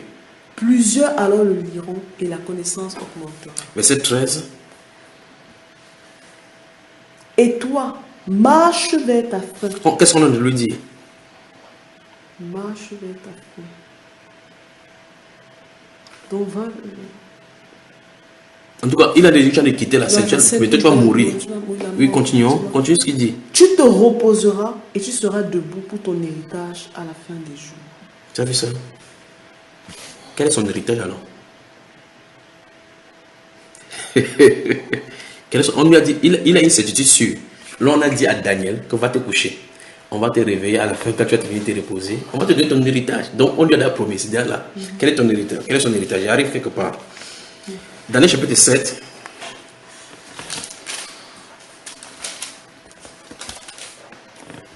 Vous y êtes? Verset 9 à 10. Je regardais pendant que l'on plaçait les trônes, et l'ancien des jours s'assit. Son vêtement était blanc comme la neige, et les cheveux de sa tête étaient comme la laine pure. Son trône était comme des flammes de feu, et les roues comme un feu ardent. Un fleuve de feu coulait et sortait de devant lui. 1000 milliers le servaient, et 10 000 millions se tenaient en sa présence. Les juges s'assit et des livres furent ouverts. Je regardais alors, à cause des paroles arrogantes. Non, tu as traversé. Il veut qu'on lise encore des versets. Verset 7, quoi? 7 à 10, c'est ça, non? Lisons doucement. Après cela, Daniel 7, verset Non, 7. le verset où tu as lu. Le début c'était. 9, c'était verset 9. Non. Verset plus haut. Allons-y. J'ai regardé pendant qu'on plaçait les trônes. C'est là. C'est la verset 9. Verset 9, allons-y, lisons. Je regardais pendant que l'on plaçait des trônes, et l'ancien des jours s'assit. Écoutons. Son vêtement était blanc comme la neige, et les cheveux de sa tête étaient comme de la laine pure. Son trône était comme des flammes de feu, On décrit déjà le trône qu'on a placé. Oui. et les roues comme un feu ardent. Oui. Un fleuve de feu coulait et sortait de devant lui. Oui. 1000 milliers le servaient, et 10 000 millions se tenaient en sa présence. Pardon. Et 10 000 millions, 10 000 millions se tenaient en sa présence. Qu'est-ce que tu as remarqué sur le trône? Quand tu as lu le verset 9, qu'est-ce que tu as remarqué? Moi, j'ai remarqué que Tu te fais le feu, les roues, voilà, comme un feu Regarde très ardent. attentivement. Qu'est-ce que tu as remarqué sur le mot trône?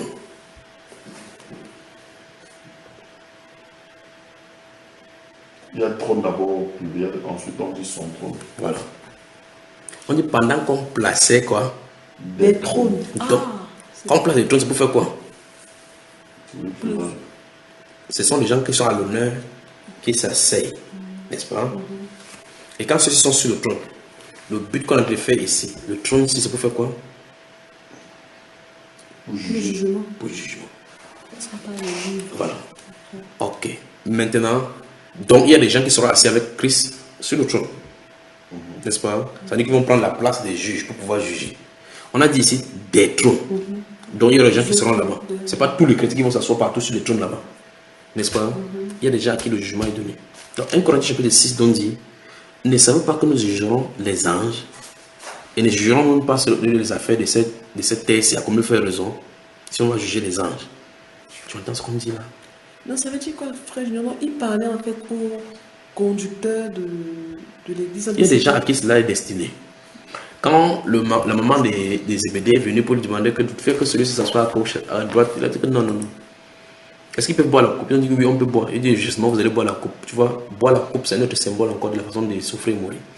Il dit, ok, il est bien fait que vous allez boire la coupe, mais quand est-ce qu'il y a de s'asseoir à ma gauche, à ma droite, cela est donné pour ceux qui ça est réservé. Donc, Dieu, dans sa souveraineté, a dit à gauche ici, à droite ici, telle personne va s'asseoir, telle personne va s'asseoir. Il monte, il descend, C'est comme ça. il va s'asseoir. Les autres, encore maintenant, peuvent avoir là-bas. Mais là-bas, c'est désigné. Tu sais qui sera ici là, non? Et qui sera là? Tu connais les deux chandeliers qui se tiennent là sur la terre. Tu les connais, non? Les deux chandeliers. Donc, ça veut dire que dans Luc chapitre, allons dans Luc chapitre 19. Luc chapitre 19. Non, mais je crois que nous avons fini là avec ce chapitre-ci. Bon, je crois que j'ai cité ça tout à l'heure, c'est bon. Que Dieu te bénisse. Autre question, Luc chapitre 19, je crois qu'on a aussi cité ça. Merci Père. Donc la conclusion est même déjà depuis dans Romains chapitre 12. Que chacun s'attache à ce qu'il a été appelé à faire sans porter encore des bagages qui va le dépasser. Remarquons très attentivement que quand l'apôtre Paul a posé la question, que veux-tu que je fasse? Lorsqu'on lui a demandé d'entrer dans la ville, on lui dira ce qu'il va faire. Il est entré, il s'est attaché à faire toujours ça. C'est ce que Dieu a fait. Donc, l'apôtre Paul a accompli sa mission du fait que, ce qui lui a permis de faire facilement sa mission, c'est qu'il avait fait disparaître totalement sa volonté. C'était la volonté de Dieu parfaitement qui était en lui. En fait, ça ne peut pas être autrement. Parce que c'est une œuvre parfaite qu'est l'Église du Seigneur. Il fallait un sang parfait. D'accord? Pour le faire. Et par conséquent, il fallait que c'est l'Esprit parfait qui vienne continuer la chose. Alors le Saint-Esprit est dit dans la Bible comme étant celui qui doit prendre ce qui est de Jésus pour nous les révéler. Pour nous donner tout ce que le Père a à lui. C'est pour ça qu'il a dit qu'il va prendre ce qui est à lui et va nous les donner. Pourquoi est-ce que le Saint-Esprit va prendre ce qui est à Jésus et va nous donner? C'est pas pourquoi on joue avec ça là dans la rue. C'est pourquoi on fait l'œuvre à laquelle on continue les bénéfices de la rédemption. Amen. Amen. Que Dieu donc vous bénisse. Amen. 3 œuvres. Amen. Jusque-là, tes yeux bagarrent encore. Moi, je me sens vraiment bien là-dedans. Non, ça va. Les questions sont épuisées. Non, il y a une question là que je garde. C'est dans les derniers cas. C'est Avant qu'on quitte le Maroc, c'est... Pas maintenant. Eh bien, dans ces cas, s'il n'y a plus de questions, on va prier alors. Voilà, je sais. Faut qu'on prie. Vous avez chaud comme moi? Très chaud, même. Moi, je me sens vraiment bien là-dedans. Que Dieu vous bénisse. Amen. Et il y a quelque chose qui me vient sur le cœur que je sens des voix dans la Bible. Je ne sais pas si c'est ici au Maroc que Dieu veut qu'il prêche ça. Je ne pense pas que c'est ici. Mais je sens de suivre pour voir où il veut que j'enseigne cela. Parce que c'est venu du début. Je suivais seulement pour dire où est-ce qu'il veut que je dise ça? Où est-ce qu'il veut que je dise ça? Il veut savoir si c'est ici. Je pense que c'est... Bon. Que Dieu vous bénisse alors. Tout à l'heure, une pause s'impose. Et qui s'oppose à la pause s'expose à une dose. 5 minutes et puis on vient prier.